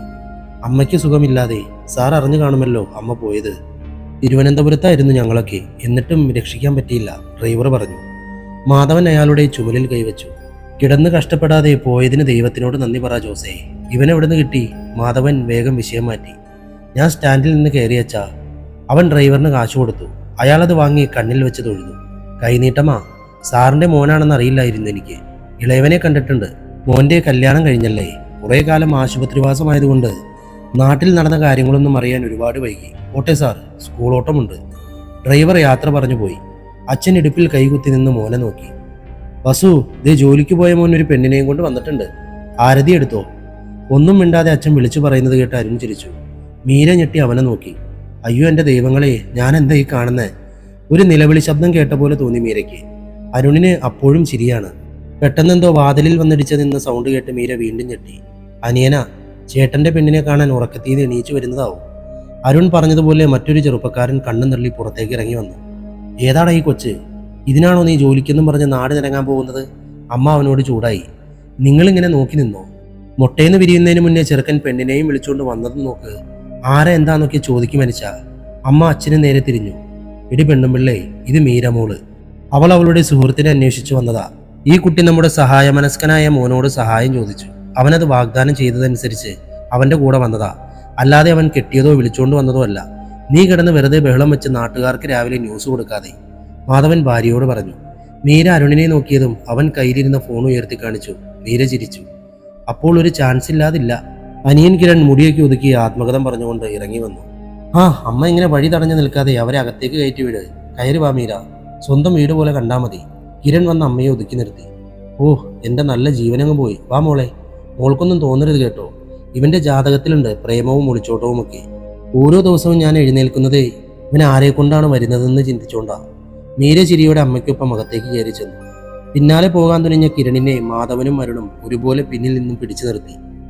അഡ്വക്കേറ്റ് മാധവമേനോൻ പ്രാക്ടീസ് നിർത്തിയെങ്കിലും ഇപ്പോഴും പേരിന്റെ വെയിറ്റിന് കുറവൊന്നുമില്ല. അച്ഛൻ പറഞ്ഞതിന്റെ ബാക്കി പോലെ അരുൺ അത് പൂർത്തിയാക്കി. അങ്ങനെയുള്ള ഈ മനുഷ്യനെ നീ ഒരു കോഴിയുടെ അച്ഛനാക്കരുത്, പറഞ്ഞേക്കാം. മാധവൻ അരുണിനെ നോക്കിയതും രണ്ടവന്മാരും കൂടി അകത്തേക്ക് ഓടി കയറിപ്പോയി. ഡാടാ, മാധവൻ ചിരിച്ചുകൊണ്ട് പിന്നാലെയും. അപ്പോൾ മോളുടെ വീട്ടുകാർക്കറിയില്ലേ മോളിപ്പോൾ എവിടെയാണെന്ന്? വാസന്തി മീരയ്ക്ക് ചായ ഒഴിച്ചു കൊടുത്തുകൊണ്ട് ചോദിച്ചു. മാധവനും അടുക്കളയിലേക്ക് വന്നു. മീര രണ്ടുപേരെയും ഒന്ന് നോക്കി. ഞാനിങ്ങനെ വല്ലപ്പോഴും യാത്രകൾ പോകാറുണ്ട്. മിലനെ പരിചയപ്പെടുന്നതും അങ്ങനൊരു യാത്രയിലാണ്. പിന്നീട് അങ്ങോട്ട് ഞങ്ങൾ ഒന്നിച്ചായി ട്രിപ്പുകൾ. പ്രണയം എന്നതിലുപരി ഞങ്ങൾ നല്ല ഫ്രണ്ട്സായിരുന്നു. അവനോടൊപ്പം ഏത് പാതിരാത്രിക്കും പോകാൻ എനിക്ക് ഭയമുണ്ടായിരുന്നില്ല. പക്ഷെ ഇടയ്ക്കെപ്പോഴോ അവനെ എനിക്ക് മിസ്സായി. എവിടെ പോയെന്നോ എന്തു പറ്റിയെന്നോ അറിയാതെ എനിക്ക് മടങ്ങാൻ കഴിയില്ല. എന്നെ സഹായിക്കാൻ കഴിയില്ലേ നിങ്ങൾക്ക്? മീര എല്ലാവരെയും ഒന്ന് നോക്കി. അരുണും കിരണും വാതിലിൻ്റെ അടുത്ത് നിൽക്കുന്നുണ്ട്. മോള് ധൈര്യമായിട്ടിരിക്കുക. കൃഷ്ണദാസിനെ എനിക്കറിയാം, അവൻ്റെ കുടുംബത്തെയും അറിയാം. അവനങ്ങനെ പറഞ്ഞു പറ്റിച്ച് കടന്നു കളയേണ്ട ആവശ്യമുണ്ടെന്ന് തോന്നുന്നില്ല. അത്ര നല്ല കുട്ടികളാണ് അവനും അവൻ്റെ പെങ്ങളും. ഞാൻ എന്തായാലും അവിടേക്കൊന്ന് പോയിട്ട് വരാം. എന്താണ് കഥയെന്നറിയാമല്ലോ. മോള് വലിയൊരു യാത്ര കഴിഞ്ഞ് വന്നതല്ലേ, റെസ്റ്റ് എടുക്ക്, മാധവൻ പറഞ്ഞു. തനിക്ക് വയറ്റിലുണ്ടോ? അസ്ഥാനത്തുള്ള കിരണിന്റെ ചോദ്യം കേട്ട് അരുൺ ഞെട്ടി. ഡാ, അമ്മ താക്കീതോടെ അവനെ വിളിച്ചു. അച്ഛൻ നോക്കി കണ്ണുരുട്ടി. അല്ല, സിനിമയിലേക്ക് അങ്ങനെയാണല്ലോ, ഒരാൾ മുങ്ങുന്നത് തലയിലാകുമെന്ന് ഭയന്നിട്ടാവുമല്ലോ. കിരൺ ഒന്നിളിച്ചു. അവൻ പറയുന്നതൊന്നും മോള് കാര്യമാക്കണ്ട. അതിൻ്റെ 2 പിരി ലൂസാ. മോനായി പോയില്ലേ, കളയാൻ പറ്റുമോ? അച്ഛൻ പറഞ്ഞുകൊണ്ട് അവനെ നോക്കി. എടാ, നിന്റെ മുറിയൊന്ന് കാണിച്ചു കൊടുക്ക്, മോളൊന്ന് ഫ്രഷ് ആവട്ടെ. അമ്മയുടെ ഓർഡർ വന്നു. അപ്പോൾ നിങ്ങൾക്ക് ബുദ്ധിമുട്ടൊന്നുമില്ലാലേ? പ്രായപൂർത്തിയായ ഒരു പെണ്ണിനെ എൻ്റെ മുറിയിൽ താമസിപ്പിക്കാൻ ധൈര്യമൊക്കെ ആയോ? വൈദവൈ, വരൂ കുട്ടി, നമുക്ക് നമ്മുടെ റൂമിലേക്ക് പോകാം. കിരൺ മുണ്ടുമടക്കി കൊടുത്ത് മീശ പിരിച്ചു. അയ്യോ, സാറിനത് ബുദ്ധിമുട്ടാകും. മീര ചെല്ല്. ഇവന്റെ റൂമാകുമ്പോൾ ഒടുക്കത്തെ വൃത്തിയാ. എല്ലാം യഥാസ്ഥാനത്ത് തന്നെ ഉണ്ടാകും. ഇവിടുത്തെ പെൺകുട്ടിയാ. വൃത്തിഭ്രാന്ത് കൂടുതലായതുകൊണ്ട് ഞങ്ങളങ്ങനെ അടുപ്പിക്കാറില്ല. എന്നാലും ഇവനെ തൽക്കാലം എൻ്റെ റൂമിലേക്ക് തട്ടിക്കോളാം. അരുൺ കിരണിനെയും കൊണ്ട് തിരിഞ്ഞു നടന്നു. ആ വിടടോ, രാത്രിയിൽ ഊരിയിട്ട് അണ്ടർവെയർ കസാരയിൽ കിടക്കുക. അതൊക്കെ എടുത്തു മാറ്റി ബെഡ്ഷീറ്റ് ഒന്ന് മാറ്റി വിരിക്കട്ടെ, അല്ലെങ്കിൽ ആ കൊച്ചെന്ത് വിചാരിക്കും? കിരൺ അരുണിന്റെ കൈവിട്ട് സ്വന്തം റൂമിലേക്ക് ഓടി. ഭാഗ്യം, അണ്ടർവെയറൊക്കെ ഇട്ട് തുടങ്ങിയില്ലേ? ആ മോള് ചെല്ല്. ആരാ എന്താണെന്നറിയാത്തൊരു കൊച്ചിനെ വീട്ടിൽ കയറ്റി താമസിപ്പിക്കുന്നവരാണോ ഞങ്ങളെന്ന് മോള് കരുതുന്നുണ്ടാകും. അരുൺ ഒരു ജേർണലിസ്റ്റും ഇദ്ദേഹം ഒരു അഡ്വക്കേറ്റും. ഒരാൾ പറയുന്നത് സത്യമാണോ നുണയാണോ എന്നറിയാൻ അയാളുടെ കണ്ണിലേക്ക് നോക്കിയാൽ മതിയെന്ന് രണ്ടുപേരും പറയും. അതുകൊണ്ട് മോള് പറഞ്ഞതൊക്കെ സത്യമാണെന്ന് തെളിയിക്കേണ്ട ആവശ്യമില്ല. ചെന്ന് വേഷമൊക്കെ മാറി ഫ്രഷാക്, ഞാൻ കാപ്പി എടുക്കാം. വാസന്തി അവളുടെ ബാഗ് എടുത്തു. അയ്യോ, ഞാനെടുത്തോളാം. മീര വേഗം ബാഗിൽ പിടിച്ചു. എനിക്ക് നുണ പറയേണ്ട ആവശ്യമില്ലമ്മേ. അരുണിനെ കണ്ടപ്പോൾ ഭയക്കേണ്ടെന്ന് തോന്നി ഞാനൊന്ന് അടുത്തു ചെന്നിരുന്നു. ഈ കണ്ണിൽ നോക്കി. വിദ്യ എനിക്കും അറിയാമെന്ന് കൂട്ടിക്കോ. മിലനെ കണ്ടെത്തണം. അതിനെനിക്ക് ഒരു താമസ സൗകര്യം വേണം. നിങ്ങളിനി എന്നെ ഇറക്കി വിട്ടാലും ഞാൻ പോകില്ല. കാരണം മാർഗമല്ല, ലക്ഷ്യമാണ് എനിക്ക് പ്രധാനം. മീര മാധവന്റെ നേരെ തിരിഞ്ഞു. ഇതാണ് എൻ്റെ പപ്പയുടെ കാർഡ്. ഇതിൽ വിളിച്ചാൽ എൻ്റെ ഡീറ്റെയിൽസ് എല്ലാം കിട്ടും. നിങ്ങൾക്ക് അന്വേഷിക്കാം. ഞാൻ എവിടെയുണ്ടെന്ന് മാത്രം പറയാതിരുന്നാൽ മതി. മീര ബാഗുമായി പുറത്തേക്ക് ഇറങ്ങി. മാധവൻ കയ്യിലിരുന്ന കാർഡിലേക്ക് നോക്കി. റൂം റെഡിയാണ്. സ്ത്രീ സ്പർശനമേൽക്കാത്ത മുറിയ. ഐശ്വര്യമായിട്ട് വലതുകാൽ വെച്ച് കയറിയാട്ടെ, കിരൺ പറഞ്ഞു. അതിനെന്താ? അവൾ അവനെ നോക്കി. അല്ല, അന്വേഷിച്ചു ചെല്ലുമ്പോൾ അയാൾക്ക് വേറെ ഭാര്യയും കുട്ടിയും ഉണ്ടെങ്കിൽ താൻ ഒറ്റയ്ക്കാവേണ്ടെന്ന് കരുതി നേരത്തെ ബുക്ക് ചെയ്തതാ, പറഞ്ഞുകൊണ്ട് കിരൺ ഓടി. ഡാ! മീര ചിരിയോടെ അവനെ അടിക്കാൻ കൈവന്നു. ഫോൺ സംസാരം അവസാനിപ്പിച്ച് മാധവൻ അകത്തേക്ക് കയറി വന്നു. മീരയും അരുണും കിരണും കൂടിയിരുന്ന് ആഹാരം കഴിക്കുന്നതും കാര്യം പറയുന്നതും നോക്കിയാണ് അയാൾ അടുക്കളയിലേക്ക് പോയത്. മീര അത് കാണുകയും ചെയ്തു. ഒരുപാട് സ്നേഹം വിളമ്പി തലയിൽ കയറ്റി വെക്കണ്ട, അവന്മാരോടും പറഞ്ഞേക്ക്. മാധവൻ പറഞ്ഞത് കേട്ട് വാസന്തി തിരിഞ്ഞു നോക്കി. എന്തു പറ്റി? വാസന്തി കൈ തുടച്ചുകൊണ്ട് അയാളുടെ അടുത്തേക്ക് വന്നു. ആ പെണ്ണ് പറഞ്ഞ കാര്യമൊക്കെ സത്യമാ, അപ്പനാണ് സംസാരിച്ചത്. പക്ഷേ മാധവനൊന്ന് നിർത്തി. പക്ഷേ ഭാര്യയുടെ മുഖത്തെ ഭയം അയാൾ കണ്ടു. എന്തൊക്കെയോ ദുരൂഹതയുണ്ട് ഈ പെണ്ണിന്. 2 ആഴ്ച മുമ്പ് ഡൽഹിയിലേക്ക് പോവുകയാണെന്ന് പറഞ്ഞാണ് അവൾ വീട്ടിൽ നിന്നും ഇറങ്ങിയത്. കൃത്യം പറഞ്ഞാൽ 17 ദിവസങ്ങൾ. താജ്മഹലിന്റെ മുന്നിൽ നിന്നുള്ള ഫോട്ടോയൊക്കെ വീട്ടുകാർക്ക് അയച്ചു കൊടുത്തിരുന്നു. പക്ഷെ 4 ദിവസം കഴിഞ്ഞപ്പോൾ മുതൽ അവളുമായുള്ള കോണ്ടാക്ട് അവർക്ക് നഷ്ടപ്പെട്ടു. അവരെ വിളിച്ചിട്ടുമില്ല, അവർ വിളിച്ചിട്ടാണെങ്കിൽ കിട്ടുന്നുമില്ല. എവിടെ പോയെന്നോ ആരുടെ കൂടെയാണെന്നോ അവർക്കറിയില്ല. പോലീസിൽ പരാതി കൊടുത്തിട്ടുണ്ട്. അതുകൂടാതെ ആ കുടുംബം മൊത്തം പല വഴിക്ക് അന്വേഷിക്കുന്നുമുണ്ട്. പുറത്തറിഞ്ഞാൽ വലിയ വാർത്തയാകുമെന്ന് കരുതി എല്ലാം രഹസ്യമായി വച്ചേക്കുമോ ഇപ്പോൾ. പെണ്ണ് വല്ലവന്റെയും കൂടെ പോയതാണെങ്കിൽ വാർത്തയിൽ അത് വരുമ്പോൾ കുടുംബത്തിന് മൊത്തം നാണക്കേടാകുമെന്നാണ് അവരുടെ പക്ഷം, മാധവൻ പറഞ്ഞു. വാസന്തി പുറത്തേക്കൊന്ന് നോക്കിയിട്ട് അയാളുടെ അടുത്തേക്ക് നീങ്ങി നിന്നു. മാധവേട്ടൻ എന്ത് പറഞ്ഞ അയാളോട് സംസാരിച്ച്? അവൾ ഇവിടെ ഉണ്ടെന്ന് പറഞ്ഞു. ഇല്ല, അരുണിന്റെ വിവാഹം ക്ഷണിക്കാനാണെന്ന് പറഞ്ഞ് വിളിച്ചതാ. അവർ ഒന്നിച്ച് പഠിച്ചതാണെന്ന് പറഞ്ഞു. അപ്പോഴാ അയാൾ പറഞ്ഞത് കാര്യങ്ങളൊക്കെ. ഈ പെണ്ണ് സൈക്കോളജിയൊക്കെ പഠിച്ചതാണെന്ന് അയാൾ പറഞ്ഞു. ഓ, അത് ശരി. അതാണ് കണ്ണിന്റെ വിദ്യ അറിയാമെന്ന് പറഞ്ഞത്, വാസന്തി പറഞ്ഞു. എന്തായാലും അവന്മാരോട് പറഞ്ഞേക്ക്, ആളത്ര നീറ്റല്ലെന്ന്. ഉറുപ്പിന്റെ വീട്ടിൽ കൊണ്ടാക്കി തലയൂരാൻ നോക്ക്. 2 ആൺമക്കളെ ദൈവം തന്നു. ഒരെണ്ണം ആസ്ഥാന കോഴി. മൂത്തതിന് പിന്നെ ആ ദുശീലമൊന്നുമില്ല. പക്ഷേ വഴിയെ പോകുന്ന കുരിശൊക്കെ എടുത്ത് വീടിന്റെ ഉള്ളിൽ കൊണ്ടുവയ്ക്കും. ഇതാ ഇതുപോലെ. മാധവൻ സ്വയം പറഞ്ഞുകൊണ്ട് പുറത്തേക്ക് പോയി. മീരയോടും മക്കളോടും ചിരിച്ചു സംസാരിക്കുന്ന ഭർത്താവിന്റെ ശബ്ദം കേട്ട് വാസന്തി ചിരിച്ചു. ഊന്തുമാറുമോ ഇതുപോലെ? അവരങ്ങനെ മനസ്സിൽ പറഞ്ഞുകൊണ്ട് തിരിഞ്ഞതും അടുപ്പിന്റെ ചുറ്റും വെളുത്ത തരികൾ പോലെ എന്തോ കിടക്കുന്നത് കണ്ടു. ഇതെന്താ ഇത്? ഇത്ര നേരം ഇല്ലായിരുന്നല്ലോ. അവർ കൈകൊണ്ട് തൊടാൻ പോയതും പെട്ടെന്ന് കൈ പിൻവലിച്ചു. ഭഗവാനെ, പുഴുക്കളോ? ഇതെവിടുന്നായിപ്പോ? അവർ നോക്കി നിൽക്കെ അത് പെരുകി വന്നു. കത്തുന്ന അടുപ്പിൽ തിളച്ചുമറിയുന്ന വെള്ളവുമായിരിക്കുന്ന കലമൊഴിച്ച് ബാക്കി എല്ലായിടത്തും നുരഞ്ഞു നിറയുന്ന വെളുത്ത പുഴുക്കൾ. കണ്ണുകൾ തുറിച്ച് ഞെട്ടി നോക്കി നിന്ന വാസന്തിയുടെ തൊണ്ടക്കുഴിയിൽ നിന്നൊരു ആർത്തനാദമുയർന്നു. കഴിച്ചുകൊണ്ടിരുന്നവർ അടുക്കളയിലേക്ക് ഓടി വരുമ്പോഴേക്കും അവർ ബോധം മറഞ്ഞ് നിലത്തേക്ക് വീണിരുന്നു. മുറിയിലെ കട്ടിലിൽ അമ്മയെ ചാരിയിരുത്തി അരുൺ അവരുടെ പിന്നാലെ ഒരു തലയിണ വെച്ചു കൊടുത്തു. കിരൺ കാല് പിടിച്ച് നേരെ വെച്ച് സാരി താഴോട്ട് പിടിച്ചിട്ടു. മാധവൻ അവരോടൊപ്പം കട്ടിലേക്ക് ഇരുന്നു. മീര വാതിൽക്ക് എല്ലാം നോക്കിക്കൊണ്ട് നിന്നതല്ലാതെ അടുത്തേക്ക് പോയില്ല. എന്താണോ പറ്റിയത് പെട്ടെന്ന്? ഞാനൊന്ന് പുറത്തേക്ക് ഇറങ്ങിയ നേരമല്ലേ ആയുള്ളൂ. മാധവന്റെ സ്വരത്തിൽ നനവ് പടർന്നിരുന്നു. ബിപിയുടെ വേരിയേഷനാകും. കിരൺ, നീ ആ പാരറ്റ്സ് ഒന്നും എടുത്തേ, അരുൺ പറഞ്ഞു. കിരൺ എഴുന്നേൽക്കാൻ പോയതും വാസന്തി തടഞ്ഞു. അല്ല മോനെ, BP അല്ല, ഞാൻ കണ്ടതാ. അടുപ്പിന് ചുറ്റും പുഴുക്കൾ. ഞാൻ നോക്കി നിൽക്കേ അത് പെരുകി പെരുകി വരുന്നു. നുരയ്ക്കുകയായിരുന്നു. നിറയെ വെളുത്തു കുഞ്ഞു പുഴുക്കൾ. അമ്മയുടെ കണ്ണിൽ ഭയം ഇപ്പോഴും മാറിയിട്ടില്ല. അമ്മ പറഞ്ഞത് കേട്ട് അരുൺ ഞെട്ടാതിരുന്നില്ല. അവൻ എഴുന്നേറ്റ് പുറത്തേക്ക് പോയി. മീര വഴി ഒതുങ്ങി നിന്നു. പുഴുവോ? നമ്മളുടെ അടുക്കളയിലോ? കിരണും എഴുന്നേറ്റ് പുറത്തേക്ക് പോയി. തനിക്കത് തോന്നിയതാവോ? മാധവൻ സമാധാനിപ്പിച്ചു. അല്ല മാധവേട്ടാ, ഞാൻ കണ്ടതാ. വെളുത്ത തരി പോലെ എന്തോ കിടക്കുവാണെന്ന് തോന്നി ആദ്യം. ഞാൻ കരുതി പച്ചരിയാകുമെന്ന്. കൈകൊണ്ട് വാരിയെടുക്കാൻ നോക്കുമ്പോഴാണ് പുഴുവാണെന്ന് മനസ്സിലായത്. ഞാൻ നോക്കി നിൽക്കുകയാണ് അത് പെരുകി നിറഞ്ഞത്, വാസന്തി പറഞ്ഞു. മാധവൻ സംശയത്തോടെ തല താഴ്ത്തി. ഇതിനു മുമ്പ് വാസന്തി ഇങ്ങനെയൊന്നും പറഞ്ഞിട്ടില്ല എന്ന് അയാൾ ഓർത്തു.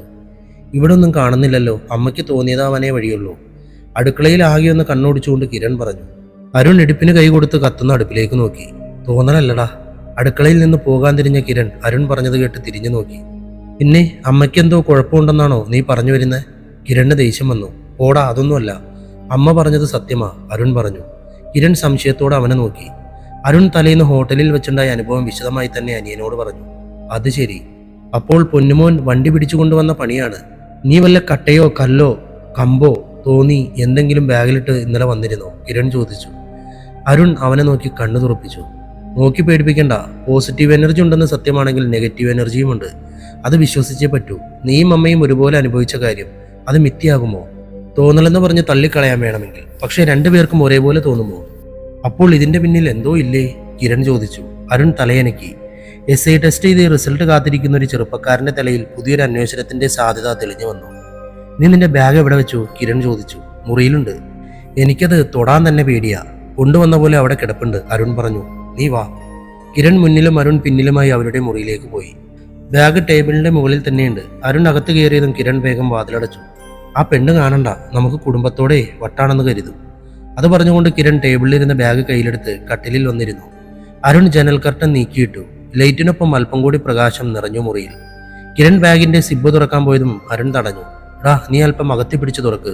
ഒന്നും ഉണ്ടായിട്ടല്ല, എന്നാലും ഒരു മുൻകരുതൽ, അരുൺ പറഞ്ഞു.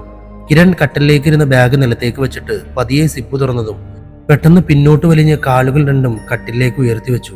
എന്താടാ? അരുൺ ചോദിച്ചു. കിരൺ ബാഗിലേക്ക് കൈ ചൂണ്ടി. എന്നാൽ അരുണിനൊന്നും കാണാൻ കഴിഞ്ഞില്ല. കിരണിന്റെ കണ്ണിൽ വെളുത്ത പുഴുക്കൾ നുരഞ്ഞുകൊണ്ടേയിരുന്നു. ബാഗിനെ മൂടാൻ അതിന് അധിക സമയം വേണ്ടി വന്നില്ല. എന്താണ് ഇതിന്റെയൊക്കെ അർത്ഥം? മുറ്റത്തെ പൂന്തോട്ടത്തിൽ നിന്ന് സംസാരിക്കുകയാണ് അച്ഛനും മക്കളും. മാധവനാകെ അസ്വസ്ഥനാണെന്ന് മക്കൾക്ക് മനസ്സിലായി. ഈ പ്രശ്നങ്ങളുടെ തുടക്കം എവിടാ? അച്ഛൻ ചോദിച്ചു. ആ ലോഡ്ജിൽ നിന്നല്ലേ? അരുൺ പറഞ്ഞു. അതെ. പ്രശ്നം ഇവിടെ എത്തിയോ? അച്ഛൻ വീണ്ടും ചോദിച്ചു. ഞാനിവിടെ എത്തിയതിനു ശേഷം, അവൻ മറുപടി പറഞ്ഞു. ഒപ്പം ആ പെണ്ണുമില്ലേ? അച്ഛൻ ചോദിച്ചു. പക്ഷെ അവൾ ലോഡ്ജിലില്ലായിരുന്നല്ലോ? കിരൺ സംശയം ചോദിച്ചു. അതെങ്ങനെ പറയാൻ കഴിയും? ഇവനെ ബസ്സിൽ വെച്ച് തട്ടി ഉണർത്തിയപ്പോഴല്ലേ ഇവൻ അവളെ കാണുന്നത്. എവിടുന്ന് കയറിയെന്ന് എപ്പോൾ അടുത്ത് വന്നിരുന്നെന്നോ ഇവൻ അറിഞ്ഞിട്ടില്ല, അച്ഛൻ പറഞ്ഞു. നീ ഒരു പൊട്ടനാടാ ചേട്ടാ. ഒരുത്തി വന്ന് ചിരിച്ചു കാണിച്ചപ്പോഴേക്കും സഹായിക്കാൻ കൈനീട്ടി വീട്ടിലേക്ക് വിളിച്ചു കയറ്റിയിരിക്കുന്നു. വഴി പറഞ്ഞു കൊടുത്ത് വിടാനുള്ളതിന് വെറുതെ മനുഷ്യനെ കൊണ്ട് പറയിപ്പിക്കാൻ ഓരോ കുരിശുകൾ. കിരൺ പറഞ്ഞുകൊണ്ട് തിരിഞ്ഞതും പിന്നിൽ നിൽക്കുന്ന സമീരയെ കണ്ട് പെട്ടെന്ന് സംസാരം നിർത്തി. അരുണും മാധവനും പരസ്പരം നോക്കി. മോൾക്കൊന്നും തോന്നരുത്, ഞങ്ങൾക്ക്. മാധവൻ പറയാൻ വന്നത് അവൾ തടഞ്ഞു. ഒന്നും പറയണ്ട അങ്കിൾ, എനിക്ക് മനസ്സിലാകുന്നുണ്ട്. ഇതിന്റെ ഉറവിടമാണ് എനിക്കും കണ്ടെത്തേണ്ടത്. മിലനെ എനിക്ക് കണ്ടെത്തണം. ഒപ്പം എന്നെയും. അവൾ പറഞ്ഞത് മനസ്സിലാവാതെ മൂവരും പരസ്പരം നോക്കി. മീര വേഗം ചിരിച്ചു. അങ്കിൾ, എനിക്ക് മിലന്റെ വീട്ടിലൊന്ന് പോകണം. അവൾ വിഷയം മാറ്റി. അരുണേ, അച്ഛൻ മോനെ നോക്കി. ഞാൻ പോകാം അച്ഛാ, അരുൺ പറഞ്ഞു. ഞാനൂടെ പോകാം കൂടെ, കിരണം പറഞ്ഞു. അരുണിനെ ഒറ്റയ്ക്ക് വിടാത്തതാണ് നല്ലതെന്ന് മാധവനും തോന്നി. എന്നാൽ നിങ്ങൾ പോയിട്ട് വാ, വണ്ടി എടുത്തോ. നിങ്ങൾ വരുമ്പോഴേ ഉച്ചക്ക് കഴിക്കാനും എന്തെങ്കിലും വാങ്ങിച്ചോണ്ട് പോരെ. അവളെ ഇനി അടുക്കളയിൽ കയറ്റണ്ട, വൈകിട്ട് നമുക്ക് എന്തെങ്കിലും ഉണ്ടാക്കാം. മാധവൻ അകത്തേക്ക് കയറിപ്പോയി. കിരൺ പോയി വണ്ടിയുടെ ചാവിയും എടുത്തു വന്നു. അരുണാണ് വണ്ടി ഓടിച്ചത്. മിലൻ ഇവിടെയുണ്ടെങ്കിൽ എന്താണ് തന്റെ അടുത്ത പ്ലാൻ? അരുൺ ഡ്രൈവ് ചെയ്തുകൊണ്ട് ചോദിച്ചു. മീര പിന്നിലെ സീറ്റിൽ ചാരിയിരിക്കുകയാണ്. അവനിവിടെ ഉണ്ടാവില്ല. അവളുടെ മറുപടി ഉറച്ചതായിരുന്നു. അരുണും കിരണും പരസ്പരം നോക്കി. എന്താ ഇത്ര ഉറപ്പ്? കിരണിന്റെ സ്വരം കടുത്തിരുന്നു. അരുൺ അവനെ നോക്കി കണ്ണുകാട്ടി. ഞങ്ങൾ ഒന്നിച്ചാണ് ഡൽഹിയിൽ പോയത്. അവിടെ ചെന്ന് 2 പ്ലേസിൽ പോയപ്പോൾ തന്നെ 2 ദിവസമെടുത്തു. ബസ്സിലുള്ള യാത്രയും ബ്ലോക്കും പൊല്യൂഷനും കൊണ്ട് ആകെ വലഞ്ഞു പോയിരുന്നു. മടുത്തു പോയി എന്നതാണ് സത്യം. അവന്റെ ഐഡിയ ആയിരുന്നു കേരളത്തിലേക്ക് തന്നെ മടങ്ങാമെന്നത്. തിരുവനന്തപുരം ഒന്ന് ചുറ്റി വരാമെന്ന് പറഞ്ഞ് അന്ന് രാത്രിയിൽ തന്നെ ഞങ്ങൾ ട്രെയിൻ കയറി. ആ രാത്രി ഉറങ്ങി ഉണരുമ്പോൾ ഞങ്ങളുടെ ഫോണുകൾ മോഷണം പോയിരുന്നു. മിലന്റെ പേഴ്സും പോയി. എന്റെ ATM കാർഡും കുറച്ച് രൂപയും കൂടെ ഞാൻ ട്രാവൽ ബാഗിന്റെ ഉള്ളിൽ വെച്ചതുകൊണ്ട് അത് ബാക്കിയുണ്ടായിരുന്നു. എന്റെ അക്കൗണ്ടിൽ എപ്പോഴും ഒരു 1.5 ലക്ഷം രൂപയോളം ഉണ്ടാവാറുണ്ട്. അത് പപ്പയുടെ നിർബന്ധമാണ്. പെട്ടെന്നൊരാവശ്യം വന്നാൽ ആരുടെ മുന്നിലും കൈനീട്ടാൻ പോകരുതെന്ന് പറയും പപ്പ. ഞാനങ്ങനെ ചിലവാക്കാറില്ലെങ്കിലും എല്ലാ മാസവും 10,000 വെച്ച് പപ്പ അക്കൗണ്ടിലേക്ക് ഇട്ടേക്കും. ആ തുക ഉപയോഗിച്ച് ഞങ്ങൾ തിരുവനന്തപുരം വന്നപ്പോൾ തന്നെ ഓരോ ഫോൺ വാങ്ങി. പഴയ സിം കാർഡ് കട്ടാക്കി പുതിയ സിം എടുത്തു. ഫോണും പേഴ്സും നഷ്ടപ്പെട്ടു എന്നൊരു പരാതിയും കൊടുത്തു സ്റ്റേഷനിൽ. കാര്യമുണ്ടായിട്ടല്ല, നാളെ അതിന്റെ പേരിലൊരു പുലിവാലുണ്ടായാൽ പരാതി കൊടുത്തത് ഒരു ബലമാണ്, മീര പറഞ്ഞു. അരുൺ കാറ് നിർത്തിയിരുന്നു. കിരൺ തിരിഞ്ഞിരുന്ന് അവൾ പറയുന്നത് കേൾക്കുന്നു. എന്നിട്ട് കിരൺ ചോദിച്ചു. തിരുവനന്തപുരം വന്നതിന് ശേഷമുള്ളതൊന്നും എൻ്റെ ഓർമ്മയിലില്ല. ഞാൻ കണ്ണു തുറക്കുമ്പോൾ എനിക്ക് മുന്നിൽ ഇരുട്ടാണ്. ഏതോ വഴിയോരത്ത് മഴ നനഞ്ഞ് കിടക്കുക ഞാൻ. ബാഗ് അടുത്ത് തന്നെ ഉണ്ടായിരുന്നു. അപ്പോഴാണ് അരുൺ വരുന്നത് കണ്ടത്. ആരായാലും കൂട്ടിന് ആളായല്ലോ എന്ന് കരുതി അരുണിന്റെ പിന്നാലെ സ്റ്റാൻഡിലേക്ക് നടന്നു. ആദ്യം ഞാനൊരു മറ്റൊരു സീറ്റിലായിരുന്നു. ഉറക്കത്തിലെപ്പോഴോ ഞെട്ടിയപ്പോൾ എൻ്റെ അടുത്തിരുന്നവൻ എന്നെ തോണ്ടുന്നു. അതാണ് അവിടുന്ന് എഴുന്നേറ്റ് അരുണിന്റെ അടുത്തേക്ക് വന്നത്. മീര പറഞ്ഞു. ഓർമ്മയില്ലെന്ന് പറഞ്ഞാൽ എങ്ങനെ ശരിയാവും? താൻ എന്താ ഈ ഒളിക്കുന്നത്? തന്നെ മുൻപരിചയമില്ലാത്ത ഞങ്ങൾക്ക് വട്ടൊന്നുമില്ല തന്നെയും കൊണ്ട് ഇങ്ങനെ നടക്കാൻ. മറക്കാൻ മാത്രം വെളിവില്ലായിരുന്നു തനിക്ക്? കിരൺ അല്പം ചൂടായി തന്നെ ചോദിച്ചു. അത് കണ്ടുപിടിക്കാനല്ലേ ഞാൻ നടക്കുന്നത്. മിലനെ കണ്ടെത്തിയാൽ മാത്രമേ എനിക്ക് അതിനുള്ള ഉത്തരം കിട്ടൂ. അവനെ കണ്ടെത്തണം എനിക്ക്. അതിനാണ് എനിക്ക് നിങ്ങളുടെ സഹായം വേണ്ടത്. മീര രണ്ടുപേരെയും നോക്കി. അനുഭവിച്ചോ? പണ്ടേ നിനക്കുള്ള സൂക്കേടാ. വഴിയിൽ കിടക്കുന്ന ഓരോന്നിനെ എടുത്തുക്കോ. കിരൺ നിർത്തിയിട്ട് പല്ല് കടിച്ചുകൊണ്ട് അരുണിനെ നോക്കി. ഇനി ഇവിടെ കിടന്നിട്ട് കാര്യമൊന്നുമില്ല. അവളുടെ കഥ പറച്ചിൽ കഴിഞ്ഞു. ദാസങ്ങളുടെ വീട്ടിലേക്ക് തിരികെ. ഇനി അവനെ കാണാഞ്ഞിട്ട് ഉള്ളതും കൂടി മറക്കണ്ട, കിരൺ ദേഷ്യത്തിൽ പറഞ്ഞു. അരുൺ മീരയെ ഒന്ന് നോക്കിയിട്ട് വണ്ടിയെടുത്തു. കൃഷ്ണദാസിന്റെ വീടിന്റെ മുറ്റത്തേക്ക് കാറ് വന്ന് നിൽക്കുമ്പോൾ അവിടെ അയാളുടെ കാറല്ലാതെ മറ്റൊരു കാറ് കൂടി വന്നിരുന്നു. ഇവിടെ ആരും ഉണ്ടല്ലോ, നമ്മളെങ്ങനെ കാര്യം പറയും? അരുൺ സ്വയം പറഞ്ഞു. ഒന്നും പറയണ്ട, നമ്മൾ മിലനെ കാണാൻ വന്നതാ. അവന്റെ കാര്യം അറിയുക, മടങ്ങുക. തൽക്കാലം മീര ഇപ്പോൾ ഇറങ്ങണ്ട, കിരൺ പറഞ്ഞുകൊണ്ട് ഡോർ തുറന്നിറങ്ങി. അവനിത്തിരി ദേഷ്യം കൂടുതലാ, താൻ കാര്യാക്കണ്ട. മീരയൊന്ന് ചിരിച്ചെന്ന് വരുത്തി. അരുൺ ഡോർ തുറന്ന് പുറത്തേക്കിറങ്ങി. കോളിമ്പല്ലടിച്ച് രണ്ടുപേരും ചുറ്റുപാടും കണ്ണോടിച്ചുകൊണ്ട് നിന്നു. ആ, ആരൊക്കെ ഇത്? എന്താ നിങ്ങൾ ഇവിടെ തന്നെ നിന്ന്? കേറി വാ. കൃഷ്ണദാസ് പുറത്തേക്ക് ഇറങ്ങി വന്നു. സ്വതസിദ്ധമായ ചിരി ഇപ്പോഴും മുഖത്തുണ്ട്. ഞങ്ങൾ മിലനെ ഒന്ന് കാണാൻ വന്നതാ. അവനില്ലേ ഇവിടെ? കിരൺ ചോദിച്ചു. അവനിവിടെ ഇല്ല മോനെ, ഡൽഹിക്ക് പോയതാ. പോയിട്ടിപ്പോൾ 1-2 ആഴ്ച കഴിഞ്ഞു. എന്ന് വരുമെന്ന് കണ്ടറിയാം. എന്താ മോനെ, എന്തെങ്കിലും അത്യാവശ്യമാണോ? കൃഷ്ണദാസ് ചോദിച്ചു. അവന്മാർ അയാൾക്കൊപ്പം അകത്തേക്ക് കയറി സോഫയിലേക്ക് ഇരുന്നു. എനിക്ക് ഞങ്ങളുടെ ട്രാവൽ മാഗസിനിലേക്ക് ഫീച്ചർ എഴുതാൻ ഒരു ചാൻസ് വന്നേക്കുന്നു. അവനാകുമ്പോൾ ഒരുപാട് സ്ഥലങ്ങളിൽ പോയിട്ടുള്ള എക്സ്പീരിയൻസ് ഉണ്ടല്ലോ. എന്നെ ഒന്ന് സഹായിക്കാൻ പറ്റുമോ എന്ന് ചോദിക്കാൻ വന്നതാ ഞാൻ. കുറച്ച് ഫോട്ടോസും വേണമായിരുന്നു. അരുൺ പറഞ്ഞ മറുപടി തൃപ്തിയായതുപോലെ കിരൺ അവനെ നോക്കി ചിരിച്ചു. അതിനിപ്പോൾ ഏട്ടൻ വേണമെന്നില്ല അരുണേട്ടാ. ഏട്ടന്റെ മുറി തന്നെ ധാരാളമാ. നിങ്ങൾ വാ, ഞാൻ കാണിച്ചു തരാം. മിലന്റെ അനിയത്തി മിയയാണ് പറഞ്ഞത്. അവൾക്ക് പിന്നാലെ അവരുടെ അമ്മയും ഇറങ്ങി വന്നു. അത് നേരാ, അവന്റെ മുറിയിലുണ്ട് അവൻ പോയ യാത്രകളുടെ എല്ലാ വിവരങ്ങളും. അമ്മയും പറഞ്ഞു. നിങ്ങൾ ചെന്ന് ആവശ്യമുള്ളത് എന്താണെന്ന് വെച്ചാൽ എടുത്തു. ചെല്ലുമോളെ, അവർക്കെന്താ വേണ്ടതെന്ന് വെച്ചാൽ എടുത്തു കൊടുക്ക്. അവൻ വരുമ്പോൾ ഞാൻ പറഞ്ഞോളാം. കൃഷ്ണദാസും അവരോടും മകളോടും പറഞ്ഞു. അരുണും കിരണും എഴുന്നേറ്റു. മിയ അവരെയും കൂട്ടി മുകളിൽ മിലന്റെ മുറിയിലേക്ക് പോയി. അവൾ എന്തൊക്കെയോ കിലുകില സംസാരിക്കുന്നുണ്ട്. അടഞ്ഞു കിടക്കുന്ന ഒരു മുറി കാണിച്ചു തന്നു അവൾ. ഇതാണ് ഏട്ടന്റെ മുറി, നിങ്ങൾ കയറി നോക്കിക്കോ. ഞാൻ കുടിക്കാൻ എന്തെങ്കിലും എടുത്തിട്ട് വരാം. അവൾ ചിരിയോടെ താഴേക്ക് പോകുന്നത് നോക്കിയിട്ട് കിരൺ ഹാൻഡിൽ തിരിച്ച് ഡോർ തുറന്നു. ആദ്യം കിരണും അവന് പിന്നിലായി അരുണും മുറിയിലേക്ക് കയറിയതും രണ്ടുപേരും ഒരേപോലെ ഞെട്ടിത്തെറിച്ചു നിന്നു. അവരുടെ മുന്നിൽ പുറംതിരിഞ്ഞു നിന്ന് ടേബിളിൽ എന്തോ തിരയുന്ന സമീര. അവളെങ്ങനെ അകത്ത് കയറിയെന്ന ചോദ്യവുമായി അരുണും കിരണും പരസ്പരം നോക്കി നിന്നു. അരുൺ അവളുടെ അടുത്തേക്ക് പോകാനൊന്നും മടിച്ചു. എന്നാൽ കിരൺ മുന്നോട്ട് ചെന്നു. നീ എങ്ങനെ ഇവിടെ എത്തി? അവൻ ചോദിച്ചു. മീരയ്ക്ക് അത് കേട്ടില്ലെന്ന് തോന്നി. കിരൺ ടേബിളിൽ കൈകൊണ്ടിടിച്ച് ശബ്ദമുണ്ടാക്കി. ആ, നിങ്ങൾ വന്നോ? സംസാരിച്ചു കളയാൻ സമയമില്ല എനിക്ക്. അതുകൊണ്ട് നിങ്ങൾ താഴെ വിശേഷം പറയുന്ന നേരത്ത് ഞാൻ ഇങ്ങോട്ട് കയറിപ്പോന്നു. അവൾ വീണ്ടും ടേബിളിലിരിക്കുന്ന ബുക്കുകളിലൊക്കെ എന്തോ തിരഞ്ഞുകൊണ്ട് നിന്നു. അതാണ് ചോദിച്ചത്, എങ്ങനെയെന്ന്. ഞങ്ങളാരും കാണാതെ ഈ മുറിയിൽ എങ്ങനെ എത്തി? അതാണ് എൻ്റെ ചോദ്യം, കിരൺ പറഞ്ഞു. അതിനെ എല്ലാവരെയും കാണിച്ചോണ്ടാണ് ഞാൻ വന്നതെന്ന് തന്നോട് ആരാ പറഞ്ഞേ? ഈ മുറിയുടെ ഓപ്പോസിറ്റ് അടഞ്ഞു കിടക്കുന്ന വാതിൽ ബാൽക്കണിയാ. അതിനോട് ചേർന്ന് ചെറിയൊരു ടെറസും. അവിടേക്ക് കയറാൻ പുറത്തൂടെ സ്റ്റെപ്പുണ്ട്. ഞാൻ അതുവഴി കയറി വന്നു. അവൻ്റെ മുറി മുകളിലാണെന്ന് അറിയാമായിരുന്നു. അപ്പുറത്തെ മുറിയിൽ ചുരിദാരും ചെരുപ്പും ഒക്കെ കണ്ടപ്പോൾ മനസ്സിലായി അതാണ് അനിയത്തിയുടെ മുറിയെന്ന്. പിന്നെ ഒന്നും നോക്കിയില്ല, ഇതിലേക്ക് കയറി. അരുൺ അത് വിശ്വസിച്ചെങ്കിലും കിരണിന്റെ നെറ്റിയിൽ ചുളിവുകൾ വീണിരുന്നു. താൻ എന്താ ഈ തിരയുന്നത്? അരുൺ ചോദിച്ചു. മിലന്റെ ഒരു പെൺഡ്രൈവ് വീട്ടിൽ വെച്ച മറന്ന കാര്യം പറഞ്ഞിരുന്നു. അത് ടേബിളിലെ ഏതോ ബുക്കിന്റെ ഉള്ളിലാണെന്നും പറഞ്ഞിരുന്നു. പക്ഷെ ഇതിലൊന്നും നോക്കിയിട്ട് കാണുന്നില്ല, അവൾ പറഞ്ഞു. അവന്റെ പെൺഡ്രൈവ് തനിക്കെന്തിനാ? അരുൺ ചോദിച്ചു. അവനെ കാണാതായതും പെൺഡ്രൈവും തമ്മിൽ എന്ത് ബന്ധം? കിരണും ചോദിച്ചു. കുന്നം പോയാൽ കുടത്തിൽ വരെ തപ്പുന്നു, പിന്നാണോ? അവൾ തിരിഞ്ഞു. അവളുടെ പ്രവൃത്തികൾ വീക്ഷിച്ചുകൊണ്ട് തന്നെ കിരൺ എന്തൊക്കെയോ നോക്കി നിന്നു. അരുൺ മിലന്റെ ലാപ്ടോപ്പ് ഓണാക്കി. പാസ്വേഡ് ചോദിച്ചപ്പോൾ അവൻ കിരണിനെ നോക്കി. കിരൺ മീരയെ കണ്ണു കാണിച്ചു. തനിക്കിതിന്റെ പാസ്വേഡ് അറിയാമോ? അരുൺ ചോദിച്ചു. മിൽ മിയ മീര. അവൾ അവരെ നോക്കാതെ പറഞ്ഞു. എന്തോന്നാ? കിരണാണ് ചോദിച്ചത്. മിലൻ മിയ മീര, മിൽ മിയ മീര, അവൾ വ്യക്തമാക്കി. ഓ അങ്ങനെ. തനിക്ക് മിയയെ നേരത്തെ അറിയാമോ? അരുൺ ചോദിച്ചു. അറിയാതെ പിന്നെ? അവളെ മാത്രമല്ല, ഈ താഴെ കിടക്കുന്ന കാറിന്റെ ഓണറിനെ വരെ അറിയാം, മീര പറഞ്ഞു. മനസ്സിലായില്ല. കിരൺ അവളെ ചുഴിഞ്ഞു നോക്കി. ഇവർക്കൊക്കെ എന്നെ അറിയാം, ഞാൻ വീഡിയോ കോളിൽ സംസാരിച്ചിട്ടുണ്ട്. അതുകൊണ്ടല്ലേ ആരും കാണാതെ ഞാൻ മുകളിൽ കയറിയത്. എന്നെ കണ്ടാൽ പിന്നെ മിലൻ മിസ്സായി എന്ന വിവരം ഞാൻ അവരോട് പറയേണ്ടി വരും. എന്നോടൊപ്പമാണ് വന്നതെന്ന് അവർക്കറിയാം. അവൾ കിരണിന്റെ അടുത്തായി കട്ടിലേക്ക് വന്നിരുന്നു. അരുൺ ലാപ്ടോപ്പ് ഓപ്പൺ ചെയ്തു. ആരുടെ കാറാ പുറത്ത് കിടക്കുന്ന? കിരൺ വിടാൻ ഭാവമില്ല. അത് അവളാ ഭാമ, മിലന്റെ അപ്പച്ചിയുടെ മോള്. അവനെ മാത്രമേ കല്യാണം കഴിക്കൂന്ന് ശപഥം ചെയ്ത് നടക്കുന്ന പെണ്ണ്. മിലന് പക്ഷേ മിയയും അവളും ഒരുപോലെ. അവളുടെ കാറാ അത്. അവൾ ഇവിടെ ഇല്ലാത്ത സ്ഥിതിക്ക് കാർ ഇവിടെ ഇട്ടിട്ട് മിയയുടെ സ്കൂട്ടിയും കൊണ്ടാകും പോയേക്കുന്നത്. മീര പറഞ്ഞു കഴിഞ്ഞതും മിയ 2 ഗ്ലാസ്സിൽ ജ്യൂസുമായി അകത്തേക്ക് കയറി വന്നു. മോളിപ്പോൾ ഏത് ക്ലാസ്സിലാണ് പഠിക്കുന്നത്? ഒരു ഗ്ലാസ് ജ്യൂസ് ട്രെയിൽ നിന്നെടുത്തുകൊണ്ട് അരുൺ ചോദിച്ചു. +1 ഏട്ടാ. അവൾ കിരണിനും ജ്യൂസ് കൊടുത്തു. തിരക്കി വന്നത് കിട്ടിയോ? മിയ ചോദിച്ചു. ഇല്ല, സ്റ്റിൽ സെർച്ചിങ്. കിരൺ ചിരിച്ചു. ഈ പെൻകപ്പിൽ കീ കാണും. ടേബിളിന്റെ ഡ്രോയറിലൊക്കെ നോക്കിയാൽ ചിലപ്പോൾ ഫോട്ടോസൊക്കെ ഉണ്ടാകും. പിന്നെ ഒരു മിനിറ്റ്. അവളെന്തോ ഓർത്ത പോലെ മിലന്റെ കട്ടിലിനോട് ചേർന്ന് കിടന്ന ടേബിൾ ലാമ്പിന്റെ അടിയിൽ നിന്നൊരു പെൻഡ്രൈവ് എടുത്തു. ദാ, സാധാരണ യാത്ര കഴിഞ്ഞ് വന്നാൽ ക്യാമറയിലെടുത്ത ഫോട്ടോസും വീഡിയോസും ഇതിലും ഹാർഡ് ഡിസ്കിലുമൊക്കെയായി സേവ് ചെയ്യുന്നു. ഹാർഡ് ഡിസ്ക് ഡ്രോയിലുണ്ടാവും. അരുൺ ചേട്ടന് വേണ്ടതൊക്കെ അതിലും ഇതിലുമായിട്ടുണ്ടാവണം. മിയ അതെടുത്ത് അരുണിന്റെ കയ്യിൽ കൊടുത്തു. ഇവിടെ അങ്ങനെ കാണാൻ പാടില്ലാത്തതോ ഒളിപ്പിക്കേണ്ടതോ ഒന്നുമില്ല. അതുകൊണ്ട് സമയമെടുത്ത് നോക്കി ആവശ്യമുള്ളത് എടുത്തു. ഏട്ടം വരുമ്പോൾ ഞങ്ങൾ പറഞ്ഞോളാം. മിയ പുഞ്ചിരിയോടെ പുറത്തേക്ക് ഇറങ്ങിപ്പോയി. അവളെന്താ ഇവളെ കണ്ടില്ലേ? കിരൺ അതാണ് ശ്രദ്ധിച്ചത്. ഞാനും അതാണ് ചിന്തിച്ചത്. തന്നെ കാണാത്തതാണോ അതോ കണ്ടിട്ടും അനങ്ങാത്തതാണോ? അരുൺ ലാപ്പ് ഓഫാക്കി എഴുന്നേറ്റു. കാണാത്തതാണ്. ഞാനിവിടെ ഡോറിന്റെ പിന്നിലല്ലേ നിന്നത്. അവള് കാണാതെ മറഞ്ഞു നിന്നതാ. ഇതിങ്ങ് തന്നേക്ക്, ഇത് നിങ്ങൾക്ക് ആവശ്യമില്ല.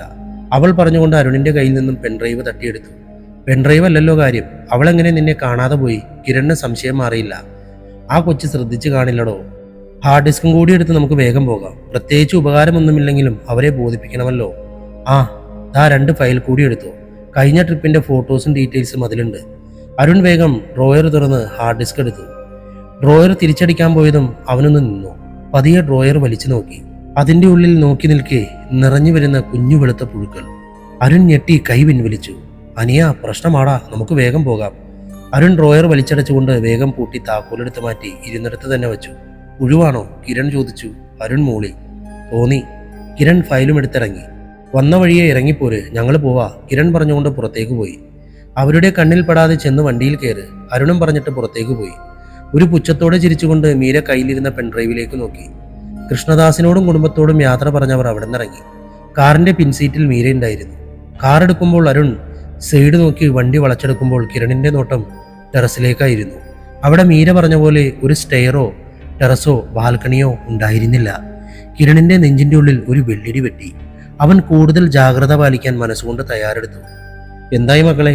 ഉച്ചക്ക് കഴിക്കാനുള്ള ആഹാരവും പാർസൽ വാങ്ങി വന്ന മക്കളോട് മാധവൻ ചോദിച്ചു. അമ്മയും ഒപ്പമുണ്ട്. അവനവിടെ ഇല്ല, ഡൽഹിയിലാണെന്നാ അവർ പറയുന്നത്. മീര പറഞ്ഞത് ഡൽഹിയിലെത്തി 2 ദിവസം കറങ്ങിയതിന് ശേഷം അവർ കേരളത്തിലേക്ക് മടങ്ങിയെന്ന അരുൺ പറഞ്ഞു. അവളെന്തേ? കിരൺ ചോദിച്ചു. ഫ്രഷായിട്ട് വരാമെന്ന് പറഞ്ഞ് മുറിയിലേക്ക് പോയിട്ടുണ്ട്, അരുണാണ് പറഞ്ഞത്. ഞാനൊരു കാര്യം പറയാം, എല്ലാവരും ഒന്ന് ശ്രദ്ധിക്കുന്നത് നല്ലതാ.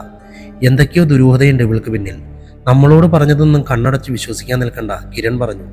അച്ഛൻ അമ്മയെ നോക്കി. ഇപ്പോൾ എങ്ങനെയുണ്ടെന്ന് കണ്ണുകൊണ്ട് ചോദിച്ചു. അമ്മ തലയനക്കി.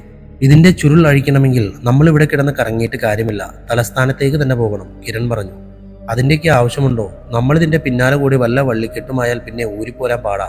പ്രത്യേകിച്ച് കേരളത്തിലെ നിയമം നോക്കിയാൽ വാദി പ്രതിയാകുന്ന വഴി കാണില്ല, അരുൺ താല്പര്യമില്ലാതെ പറഞ്ഞു. അത് വിട്, ഞാനിവിടെ പന പോലെ നിൽക്കുമ്പോൾ കേസും കേസ് കെട്ടുമൊന്നും എൻ്റെ മക്കൾ പേടിക്കേണ്ട കാര്യമില്ല. നിനക്കിത് ത്രില്ലായി തോന്നിയെങ്കിൽ നീ ധൈര്യമായി മുന്നോട്ട് പോയിക്കോ. കാക്കി ഇടുന്നതിന് മുന്നേ ഒരു എക്സ്പീരിയൻസ് ആവും. അച്ഛൻ കിരണിനെ സപ്പോർട്ട് ചെയ്തു. അത് വേണോ മധുവേട്ട? വാസന്തി ഭർത്താവിനെ നോക്കി. വേണം അമ്മേ. എനിക്ക് ഈ സമീരയിൽ ചില സംശയങ്ങൾ തോന്നുന്നു. മുന്നോട്ട് പോകുന്തോറും ഉള്ളി പൊളിച്ച പോലെയാണെങ്കിൽ ഞാനത് അവിടെ വെച്ച് സ്റ്റോപ്പ് ചെയ്യും. മറിച്ചാണെങ്കിൽ കിരൺ നിർത്തി. ആണെങ്കിൽ? അരുൺ ചോദിച്ചു. നീ കൂടെ വരുമല്ലോ, അതപ്പോൾ തീരുമാനിക്കാം, കിരൺ പറഞ്ഞു. ഞാനോ? ഞാനെന്തിനാ വരുന്നേ? അരുൺ അതിശയത്തിൽ ചോദിച്ചു. പൊന്നു മോനല്ലേ എല്ലാം തുടങ്ങി വെച്ചത്. മഴയാണെങ്കിൽ ഓഫീസിൽ തന്നെ നിൽക്കണമായിരുന്നു. അല്ലെങ്കിൽ വല്ല നല്ല ഹോട്ടലിലും കയറി റൂം എടുക്കണമായിരുന്നു. അല്ലാതെ കണ്ട 4-കട ലോഡ്ജിൽ കയറി അവിടെ പൂട്ടിയിരുന്ന റൂം തുറന്ന് പണി വാങ്ങി വണ്ടിയിൽ കയറ്റി വീട്ടിൽ കൊണ്ടുവന്നിട്ട് ഇപ്പോൾ ഞാൻ എന്തിനാണെന്നോ? കിരണ് ദേഷ്യം വന്നു തുടങ്ങി. ഞാനറിഞ്ഞോ ഇതിപ്പോൾ ഇങ്ങനെ പുലിവാലാകുമെന്ന്? എനിക്ക് ലീവില്ല, ഇന്ന് ഓൾറെഡി ലീവാണ്, നാളെ പോകണം. നീ പോയിട്ട് വാ, ഞാൻ ആ റിസപ്ഷൻ ഡെസ്കിൽ നിൽക്കുന്ന ചെറുക്കൻ്റെ നമ്പർ തരാം. എന്നെ അത്ര പെട്ടെന്ന് മറക്കാൻ വഴിയില്ല അവൻ. അരുൺ വലിയ നോക്കി. ലീവൊക്കെ ഞാൻ വിളിച്ച് പറഞ്ഞോളാം ചന്ദ്രമോഹൻ സാറിനോട്. ഒരു ഇൻവെസ്റ്റിഗേഷൻ സ്റ്റോറി തന്നെ തരാമെന്ന് പറഞ്ഞാൽ ആള് കണ്ണും പൂട്ടി സമ്മതിക്കും. അതുകൊണ്ട് ആ കാര്യം പറഞ്ഞ് നീ ഒഴിവാകണ്ട. പിന്നെ ആ പയ്യൻ, അവനോട് വിളിച്ച് പറഞ്ഞേക്ക് നാളത്തേക്ക് 2 റൂം വേണമെന്ന്. ആ പെണ്ണിനെയും കൂട്ടാം. അതിനെ ഇവിടെ നിർത്തിയിട്ട് പോകുന്നത് ബുദ്ധിയല്ല. വിളിച്ചുകൊണ്ട് വന്നിടത്ത് തന്നെ കൊണ്ടുവിട്ട് ബാധ ഒഴിപ്പിക്കാൻ നോക്കാം. കിരൺ അകത്തേക്ക് കയറിപ്പോയി. ഈ കടിച്ച പാമ്പിനെ കൊണ്ട് തന്നെ വിഷമിറക്കുന്ന പരിപാടിയില്ലേ, അതാണ് അവൻ ഉദ്ദേശിക്കുന്നത്. നീ കൂടെ ഒന്ന് പോയാൽ മതി, അവന് നല്ല ഭാവിയുണ്ട്. അത് ഇത്തിരി വെള്ളവും വളവും ഇട്ട് കൊടുത്താൽ തഴച്ചു വളർന്ന് വടവൃക്ഷമായിക്കോളും. അച്ഛൻ കിരണിനെ സപ്പോർട്ട് ചെയ്തു. അല്ലേലും ഇവിടെ എന്നും രണ്ടാം തരമാണല്ലോ ഞാൻ പഠിച്ചു നേടിയ ജോലിയത്, അല്ലാതെ വക്കീൽ സാറിന്റെ റെക്കമെൻഡേഷനൊന്നുമല്ല. അരുൺ പുച്ഛത്തോടെ അമ്മയുടെ അടുത്തേക്ക് ഇരുന്ന് തോളിലൂടെ കൈയിട്ടു. എടാ, അതെന്താണെന്നറിയാമോ? അവന് എൻ്റെ സ്വഭാവവും നിനക്ക് ഇവളുടെ സ്വഭാവവുമാണ് കിട്ടിയേക്കുന്നത്, അച്ഛൻ പറഞ്ഞു. വളഞ്ഞു മൂക്കി പിടിക്കാതെ കാര്യം വ്യക്തമാക്കണം മിസ്റ്റർ പ്രോസിക്യൂട്ടർ, അരുൺ പറഞ്ഞു. വാസന്തിക്ക് ചിരി വന്നു. അതായത് രമണ, അവന് ജോലിയോട് ആത്മാർത്ഥതയുണ്ട്, എന്തെങ്കിലും ഡിഫറൻ്റായി ചെയ്യണമെന്നുണ്ട്, ഒന്നിനോടും പേടിയില്ല, അതായത് എന്നെ പോലെ. നീയാണെങ്കിൽ പിശുക്ക് കണ്ടുപിടിച്ചവൻ, എന്ന് ലീവ് എടുക്കാമെന്ന് നോക്കി മടി പിടിച്ചു നടക്കുന്നവൻ, പേടിത്തൊണ്ടൻ, അതായത് ഇവളെപ്പോലെ. അരുൺ അമ്മയൊന്ന് നോക്കിയിട്ട് കൈ തോളിൽ നിന്നെടുത്തുകൊണ്ട് എഴുന്നേറ്റു. അപ്പനായതുകൊണ്ട് അപ്പനെ വിളിക്കാനും വയ്യ, അമ്മയ്ക്ക് അങ്ങനെ തന്നെ വേണം. അരുൺ ചവിട്ടിത്തുള്ളി അകത്തേക്ക് കയറിപ്പോയി. എന്തിനാ മധുവേട്ട പാവം അവനെ ഇങ്ങനെ കളിയാക്കുന്നത്? വാസന്തിക്ക് സങ്കടം തോന്നി. അവൻ എൻ്റെ മോനാടി, അവനറിയാം ഞാൻ പറഞ്ഞതിൻ്റെ അർത്ഥം എന്താണെന്ന്. മാധവൻ മകൻ പോകുന്നത് നോക്കി അഭിമാനത്തോടെ പറഞ്ഞു. അരുൺ ഒരു പുഞ്ചിരിയോടെ അവൻ്റെ മുറിയിലേക്ക് ചെന്നതും അവൻ്റെ പോക്കറ്റിൽ കിടന്ന ഫോൺ ബെല്ലടിച്ചു. അത് കേട്ട് കട്ടിലിൽ കിടന്ന് ഫോണിൽ നോക്കുകയായിരുന്ന കിരണും തിരിഞ്ഞു നോക്കി. അരുൺ ഫോൺ എടുത്ത് നോക്കിയിട്ട് കിരണിനെ നോക്കി. കിരൺ ആരാണെന്ന് പുരുകമുയർത്തി ചോദിച്ചു. അരുൺ ഫോൺ തിരിച്ചു പിടിച്ചു.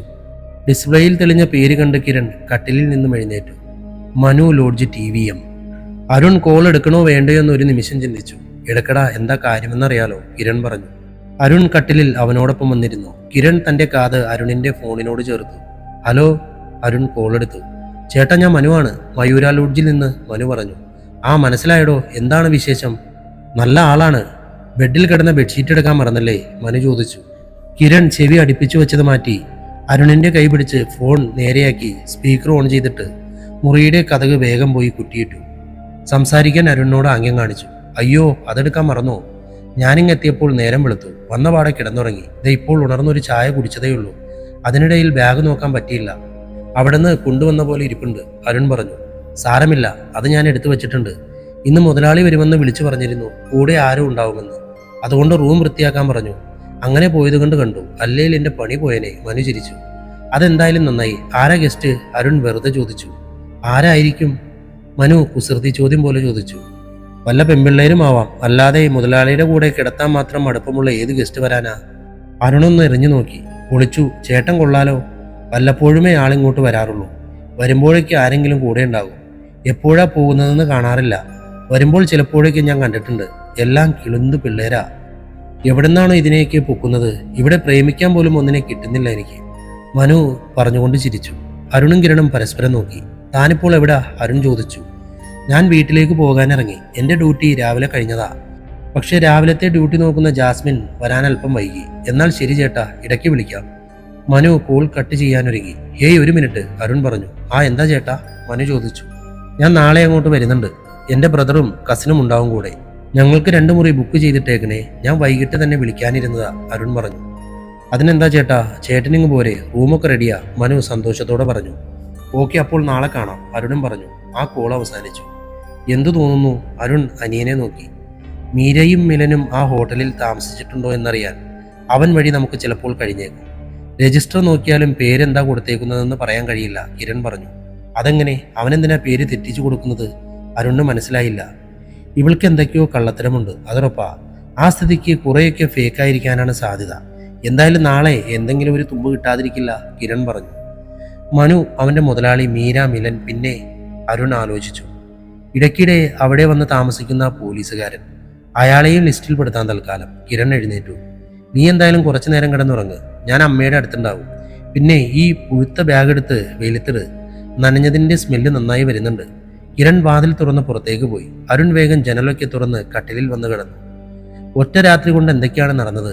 എന്തായിരിക്കും ആ മുറിയിൽ ഒളിഞ്ഞു കിടക്കുന്ന രഹസ്യങ്ങൾ? അരുൺ ആലോചനയോടെ കിടന്ന് എപ്പോഴും ഉറങ്ങിപ്പോയി. വെളുപ്പിന് 5 മണിയോടെ മൂവരും യാത്രയ്ക്കൊരുങ്ങിയിറങ്ങി. കാറിലാണ് പുറപ്പെട്ടത്.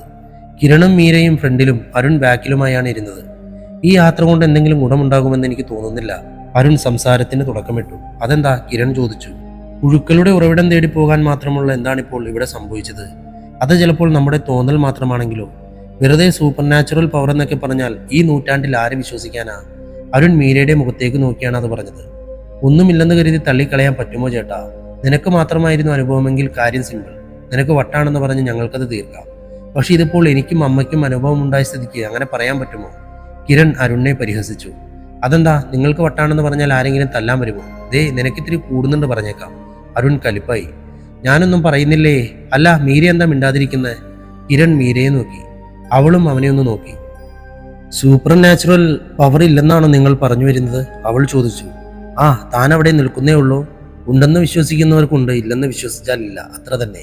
അല്ലാതെ വെറുതെ ഭൂതം പ്രേതം പിശാചെന്നൊക്കെ പറഞ്ഞാൽ സിനിമക്കാരുടെ കാശു കൊയ്യുന്ന യന്ത്രങ്ങളെന്നല്ലാതെ ഇതിലൊന്നും വലിയ കാര്യമില്ല. ജീവിക്കുന്നവരെ പേടിച്ചാൽ മതി. പണി വരുന്ന വഴിയറിയില്ല. മരിച്ചവർ മരിച്ചു, അവരെ പേടിക്കേണ്ട കാര്യമില്ല. കിരൺ പറഞ്ഞു കഴിഞ്ഞതും കാറിൽ എന്തോ സൗണ്ട് കേൾക്കാൻ തുടങ്ങി. ഒരു ഇരമ്പലും മൂളലും, ആകെ ഒരു ബഹളം. കിരൺ എന്തൊക്കെയോ നോക്കിയിട്ടും സൗണ്ട് നിന്നില്ല. അവസാനം തിരക്കൊഴിഞ്ഞൊരിടം നോക്കി റോഡ് സൈഡിൽ അവൻ കാറൊതുക്കി. ഇതിനിപ്പോൾ എന്ത് പറ്റി? അരുണും മുന്നോട്ട് ആഞ്ഞിരുന്നു. സ്റ്റാർട്ട് ചെയ്യാൻ നോക്കിയിട്ട് സ്റ്റാർട്ടാവുന്നുണ്ടായിരുന്നില്ല. കിരണും അരുണും പരസ്പരം നോക്കി. മീര കൂസലൊന്നുമില്ലാതെ പുറത്തേക്ക് നോക്കിയിരിക്കുന്നു. എന്തായാലും വഴിയിലായി, നമുക്കോരോ ചായ കുടിക്കാം, എന്നിട്ട് അടുത്തെങ്ങാനും വല്ല വർക്ക്ഷോപ്പും ഉണ്ടോയെന്ന് നോക്കാം. അരുൺ ഡോർ തുറന്നിറങ്ങി. കിരണും വണ്ടിയിൽ നിന്നിറങ്ങി. ഇതൊരു നടയ്ക്ക് പോകുന്നു തോന്നുന്നില്ല. കിരൺ അരുണിനോട് പറഞ്ഞുകൊണ്ട് ചായക്കടയിലേക്ക് നടന്നു. താൻ ഇറങ്ങി വാ, വിശപ്പ് തുടങ്ങിയെങ്കിൽ കഴിച്ചോ, ഞങ്ങളും കൂടാം. അരുൺ വന്ന് ഡോറ് തുറന്നു പിടിച്ചു. എനിക്കൊന്നും വേണ്ട, വണ്ടി എടുക്ക്. അവളുടെ ആ പറച്ചിൽ അരുണിന് തീരെ ഇഷ്ടമായില്ല. വണ്ടി ഓഫായത് താൻ കണ്ടില്ലേ? ആരെയെങ്കിലും കിട്ടുമോ എന്ന് നോക്കട്ടെ ശരിയാക്കാൻ. ചായ വേണ്ടെങ്കിൽ വേണ്ട, താൻ ഇവിടെ ഇരിക്കുക, ഞങ്ങളിപ്പോൾ വരാം. അരുൺ ഡോറടിച്ചിട്ട് കിരണിന്റെ അടുത്തേക്ക് നടന്നുപോയി. എന്താടാ? അരുണിന്റെ മുഖം കണ്ട് കിരൺ ചോദിച്ചു. അവൾ എന്നോട് കൽപ്പിക്കാൻ തുടങ്ങി. കുറച്ച് സ്വാതന്ത്ര്യം കൊടുത്തപ്പോൾ തലയിൽ കയറാൻ നോക്കുന്നു. എൻ്റെ സ്വഭാവം അവൾക്കറിയില്ല. പാവം പോലെ ഒതുങ്ങി ജീവിക്കുക. എൻ്റെ പണ്ടത്തെ സ്വഭാവമായിരുന്നേൽ അവളിപ്പോൾ നമ്മുടെ ഏഴയലത്ത് കാണില്ലായിരുന്നു. അരുൺ പറഞ്ഞത് കേട്ട് കിരൺ ചിരിച്ചു. നീ ഒന്ന് പോയേ, വെറുതെ മനുഷ്യനെ ചിരിപ്പിക്കാതെ. കിരൺ ചിരിച്ചുകൊണ്ട് ചായ വാങ്ങി ഒന്ന് അരുണും കൊടുത്തു. അരുൺ അവനെ കൂർപ്പിച്ചു നോക്കി. അതൊക്കെ പോട്ടെ, എന്താ നമ്മുടെ പരിപാടി? അരുൺ ചോദിച്ചു. ആദ്യം മയൂര ലോഡ്ജിലെത്തുക. റിസപ്ഷനിൽ നിന്ന് തന്നെ തുടങ്ങാം. എന്തെങ്കിലും തുമ്പ് കിട്ടാതിരിക്കില്ല നമുക്ക്. കിരൺ പറഞ്ഞുകൊണ്ട് ചായ കുടിച്ചു. ഈ പെണ്ണൊന്നും പിടിതരുന്നില്ലല്ലോ. ആദ്യം വന്നപ്പോൾ നമ്മളോട് കാണിച്ച അടുപ്പമൊന്നും ഇപ്പോൾ കാണിക്കുന്നില്ല. അരുൺ കാറിലേക്ക് നോക്കി. അതിപ്പോൾ നമ്മളും കാണിക്കുന്നില്ലല്ലോ. അവൾ വന്നപ്പോൾ കയറി മുട്ടണമെന്ന് കരുതിയിരുന്നവനാ ഞാൻ. അമ്മ വീണപ്പോൾ തന്നെ തീരുമാനിച്ചു ഇവളുടെ അടിവേര് വരെ തോണ്ടിയെടുക്കേണ്ട ഐറ്റമാണെന്ന്. അവളുടെ ഒരു കുടുംബകഥയും ഊരു ചുറ്റലും. അവളുടെ കുടുംബക്കാരുടെ വേര് തപ്പി പോകുമ്പോൾ അറിയാം എന്തൊക്കെ ഉടായ്പകൾ ഒപ്പിച്ചിട്ടുണ്ടെന്ന്. എന്തായാലും ആളത്ര ക്ലിയർ അല്ല, 100%, കിരൺ പറഞ്ഞു. രണ്ടുപേരും ചായക്കപ്പുകൾ ടേബിളിലേക്ക് വെച്ച് തിരിഞ്ഞതും അവരുടെ കാർ സ്റ്റാർട്ടായി. അവർക്ക് മുന്നിലേക്ക് വന്നു. ഡ്രൈവിംഗ് സീറ്റിൽ മീര ഇരുന്ന് ചിരിക്കുന്നു. ഇതെങ്ങനെ സ്റ്റാർട്ടായി? അരുൺ അത്ഭുതത്തോടെ ചോദിച്ചു. ഞാനൊന്ന് ട്രൈ ചെയ്ത് നോക്കി, അപ്പോൾ തന്നെ ഓക്കെയായി. ചെറിയ എന്തോ പ്രശ്നമായിരുന്നു. അവൾ അകത്തേക്ക് കയറാൻ കൈ കാണിച്ചു. അതെ അതെ, ചെറിയ പ്രശ്നമാണെന്ന് കരുതി നിസാരമായി കാണണ്ട ഒന്നും, കിരൺ പറഞ്ഞുകൊണ്ട് പിൻസീറ്റിൽ കയറിയിരുന്നു. അരുൺ മീരയ്ക്കൊപ്പം ഫ്രണ്ടിൽ കയറിയിരുന്നു. ഡോറടിച്ചത് മീര കാറെടുത്തു. അസ്ത്രം കണക്കെ കാറ് പാഞ്ഞു പോകുന്നത് കണ്ട് കിരണും അരുണും ശ്വാസം പിടിച്ചിരുന്നു. 9 മണി കഴിഞ്ഞപ്പോൾ തന്നെ അവർ തിരുവനന്തപുരത്തെത്തി. അരുൺ വഴി പറഞ്ഞു കൊടുക്കാൻ സൈൻ ബോർഡുകൾ നോക്കിയെങ്കിലും അതിൻ്റെ ഒന്നും ആവശ്യമില്ലാതെ മീര ലക്ഷ്യത്തിലേക്ക് പാഞ്ഞു. കിരൺ ഫോണിൽ മാപ്പ് നോക്കി വഴി പറയാൻ പോയതും കാറ് നിന്നിരുന്നു. അരുണും കിരണും മീരയെ നോക്കി. അവൾ വലത് സൈഡിലേക്ക് കണ്ണു കാണിച്ചു. മയൂര ലോഡ്ജ്. ബോർഡ് കണ്ടതും രണ്ടുപേരും പകച്ചിരുന്ന് പരസ്പരം നോക്കി. മയൂര ലോഡ്ജ്. ഇനി രണ്ടുപേരും ഇറങ്ങിക്കോ, ഞാൻ വണ്ടി പാർക്ക് ചെയ്തിട്ട് വരാം, ഇവിടെ പാർക്കിംഗ് ഇല്ല. അരുണും കിരണും ഇറങ്ങി. അവർക്കൊന്നും മിണ്ടാൻ കഴിഞ്ഞില്ല. മീര കാറുമായി പോകുന്നത് നോക്കിയിട്ട് കിരൺ പറഞ്ഞു, ഇവള് വല്ല മറുതയാണോ ഇനി? കിരൺ ചിരിച്ചു. പറയാൻ പറ്റില്ല, കലികാലമാ. അരുണും ചിരിച്ചു. രണ്ടുപേരും കൂടി ലോഡ്ജിലേക്ക് കയറുമ്പോൾ മീര പാർക്ക് ചെയ്ത കാറിന്റെ ഉള്ളിലിരുന്ന് ലോഡ്ജിലേക്ക് നോക്കുകയായിരുന്നു. തന്നെ തനിക്ക് നഷ്ടപ്പെട്ട മയൂര ലോഡ്ജ്. അവളുടെ മുഖം ചുവന്നു. ഉള്ളിൽ നിറഞ്ഞ പകയോടെ അവൾ കാറിൽ നിന്നിറങ്ങുമ്പോൾ അവളുടെ ശരീരത്തിലൂടെ നിറയെ വെളുത്ത കുഞ്ഞു പുഴുക്കൾ നുരയ്ക്കുന്നുണ്ടായിരുന്നു. അവളുടെ ശരീരത്തിനെ പൊതിഞ്ഞു നിറഞ്ഞ ശവന്തീനി പുഴുക്കൾ. അരുണും കിരണും മയൂരയിലേക്ക് കയറി ചെല്ലുമ്പോൾ മനു ജാസ്മിനുമൊത്ത് സംസാരിച്ച് നിൽക്കുകയായിരുന്നു. ജാസ്മിന്റെ ചെയ്തികളിൽ വല്ലാത്ത ധൃതിയുള്ളതുപോലെ തോന്നി കിരണ്. Good morning. അരുണിന്റെ ശബ്ദം കേട്ട് മനുവും ജാസ്മിനും തലയുയർത്തി നോക്കി. അയ്യോ ചേട്ടനോ, ഇത്ര രാവിലെ വന്നോ? ഞാൻ കരുതി മിനിഞ്ഞാന്നത്തെ പോലെ രാത്രിയാകുമെന്ന്. മനു വേഗം വന്ന് അരുണിന് കൈ കൊടുത്തു. ജാസ്മിൻ രണ്ടുപേരെയും നോക്കി പുഞ്ചിരിച്ചു. മനു കാര്യങ്ങൾ അവളോട് പറഞ്ഞിട്ടുണ്ടെന്ന് അവർക്ക് മനസ്സിലായി. ഞങ്ങൾ വെളുപ്പിനെ ഇറങ്ങി. ഒഫീഷ്യൽ കാര്യത്തിന് തന്നെ വന്നതാ. അത് നാളെയാ, ഇന്നൊന്ന് കറങ്ങാമെന്ന് കരുതി. അതാണ് നേരത്തെ പോകുന്നത്, കിരൺ പറഞ്ഞു. ഓ അതിനെന്താ, ഇതാണല്ലേ ബ്രദർ? മനു കിരണിനെ നോക്കി അരുണിനോട് ചോദിച്ചു. അതെ കിരൺ. കിരൺ സ്വയം പരിചയപ്പെടുത്തി. രണ്ടുപേർക്കും നല്ല മുഖച്ഛായയുണ്ട്. 3 ആളുണ്ടാകുമെന്നല്ലേ പറഞ്ഞത്? മനു പുറത്തേക്ക് നോക്കി ചോദിച്ചു. അതെ, ഒരാൾ കൂടിയുണ്ട്, വണ്ടി പാർക്ക് ചെയ്യാൻ പോയി, അരുൺ പറഞ്ഞു. ഓക്കെ. ആ ജാസ്മിൻ, കീസ് എടുത്തോ. മനു താക്കോലുകൾ തൂക്കിയിട്ടിരിക്കുന്ന ബോർഡിലേക്ക് കൈ ചൂണ്ടി. ജാസ്മിൻ കീബോർഡിൽ നിന്ന് തൂക്കിയിരുന്ന 2 കീസ് എടുത്തു. അവൾക്ക് മുന്നിൽ തുറന്നിരുന്ന രജിസ്റ്റർ അരുണിന്റെ മുന്നിലേക്ക് മനു തിരിച്ചു വെച്ചു.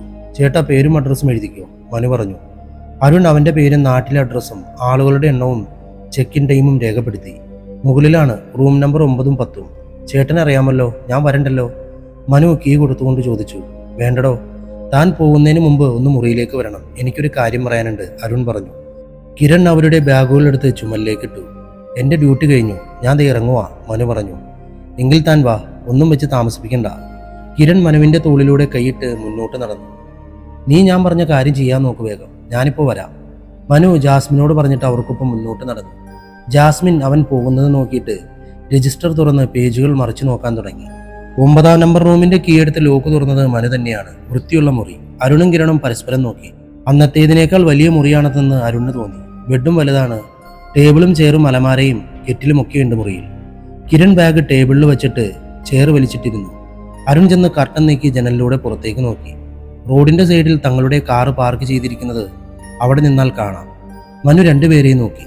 കിരൺ ടേബിളിലിരിക്കുന്ന കാറ്റലോഗ് നോക്കിയിരുന്നു. അരുൺ പുറത്തേക്ക് തന്നെ നോക്കി നിൽക്കുന്നു. എന്തുപറ്റി? എന്നെ എന്തിനാ ഒപ്പം കൂട്ടിയത്? മനു ചോദിച്ചു. പറയാം. അതിനു മുമ്പ് നമ്മളിവിടെ സംസാരിക്കാൻ പോകുന്ന കാര്യങ്ങൾ ഈ റൂമിന്റെ വെളിയിൽ പോകരുത്. കിരൺ പറഞ്ഞുകൊണ്ട് എഴുന്നേറ്റ് ഡോറടിച്ച് ലോക്കിട്ടു. മനുവിന്റെ ഉള്ളിൽ ഭയം ഇരച്ചു കയറി. എന്താ കാര്യം? അവൻ ഭയത്തോടെ തന്നെ ചോദിച്ചു. എടോ, താൻ പേടിക്കാതെ, ഞങ്ങൾ തന്നെ കൊല്ലാൻ പോകുമെന്നല്ല, ചില കാര്യങ്ങൾ ചോദിച്ചറിയാനാണ്. തനിക്കറിയാവുന്ന കാര്യങ്ങൾ പറഞ്ഞാൽ മതി. അരുൺ മനുവിന്റെ തോളിൽ കൈയിട്ട് നിന്നു. മനുവിന് അല്പം ആശ്വാസം തോന്നി. ഈ ലോഡ്ജിന് എന്തെങ്കിലും കുഴപ്പമുള്ളതായി അറിയാമോ മനുവിന്? കിരൺ ചോദിച്ചു. മനു മനസ്സിലാവാതെ അവനെ നോക്കി. അതായത് എന്തെങ്കിലും പ്രശ്നങ്ങൾ?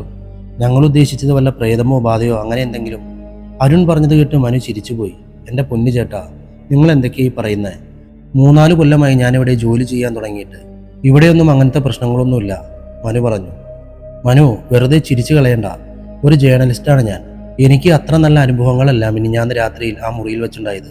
തുടക്കം അതായിരുന്നെന്ന് വേണമെങ്കിൽ പറയാം. ഇന്നലെ ഒരു ദിവസം കൊണ്ട് പലതും ഞങ്ങൾ കണ്ടു. എനിക്ക് മാത്രമായിരുന്നു അനുഭവമെങ്കിൽ ഞാൻ ചിലപ്പോൾ അത് നിസ്സാരമായി കണ്ടേനെ. അല്ലെങ്കിൽ ഏതെങ്കിലും സൈക്കോളജിസ്റ്റിനെയോ സൈക്യാട്രിയെയോ കണ്ടേനെ. ഇതെൻ്റെ കുടുംബത്തിന് മൊത്തമായിട്ടാണ് അനുഭവം ഉണ്ടായത്.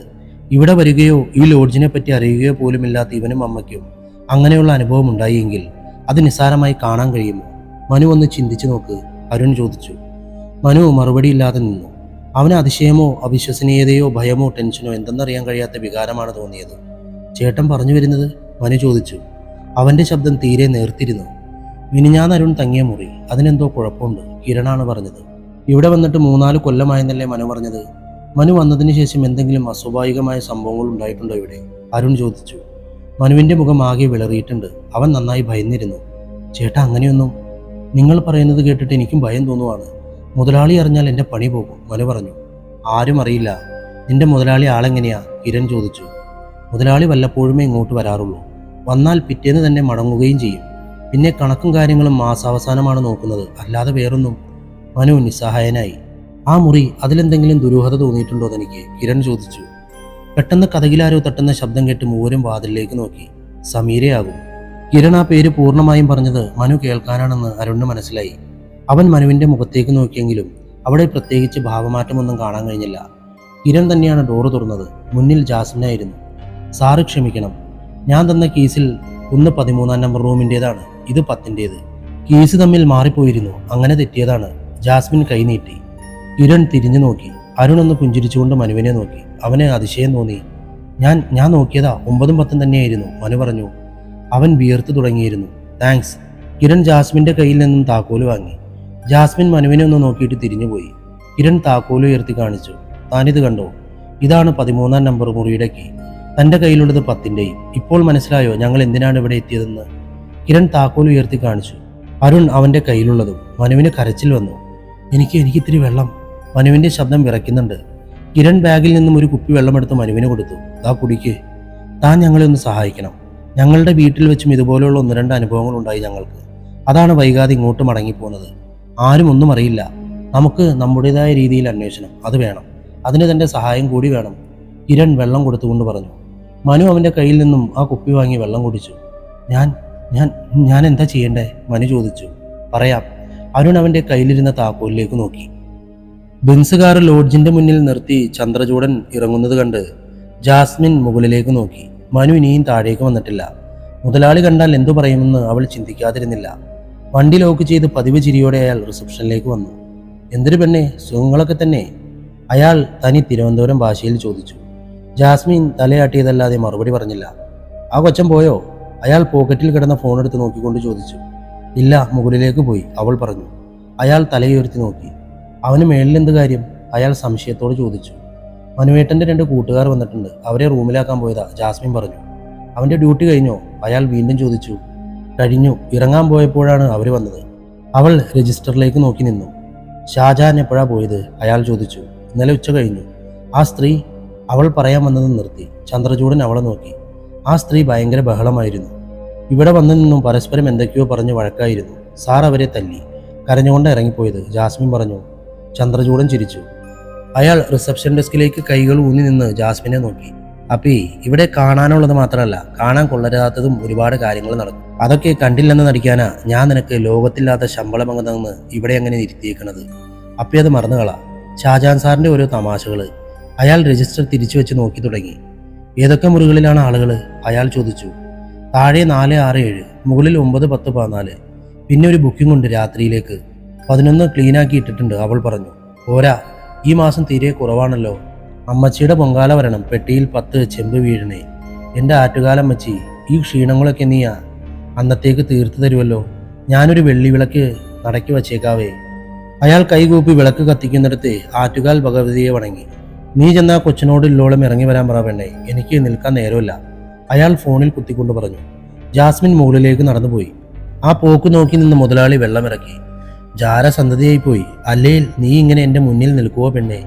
നിന്റെ അമ്മയുടെ അടുപ്പൊന്നും നിനക്കില്ല. അവളൊരു മുതലാളി നാവ് നുണഞ്ഞു. ജാസ്മിൻ മുകളിലേക്ക് കയറി ചെന്നു. 10-ാം നമ്പർ റൂമിന്റെ ലോക്ക് എടുത്തിട്ടുണ്ട്. എന്നാൽ ആരും മുകളിലേക്ക് കയറി വരുന്നത് കണ്ടില്ലല്ലോ എന്ന് അവൾ ഓർത്തു.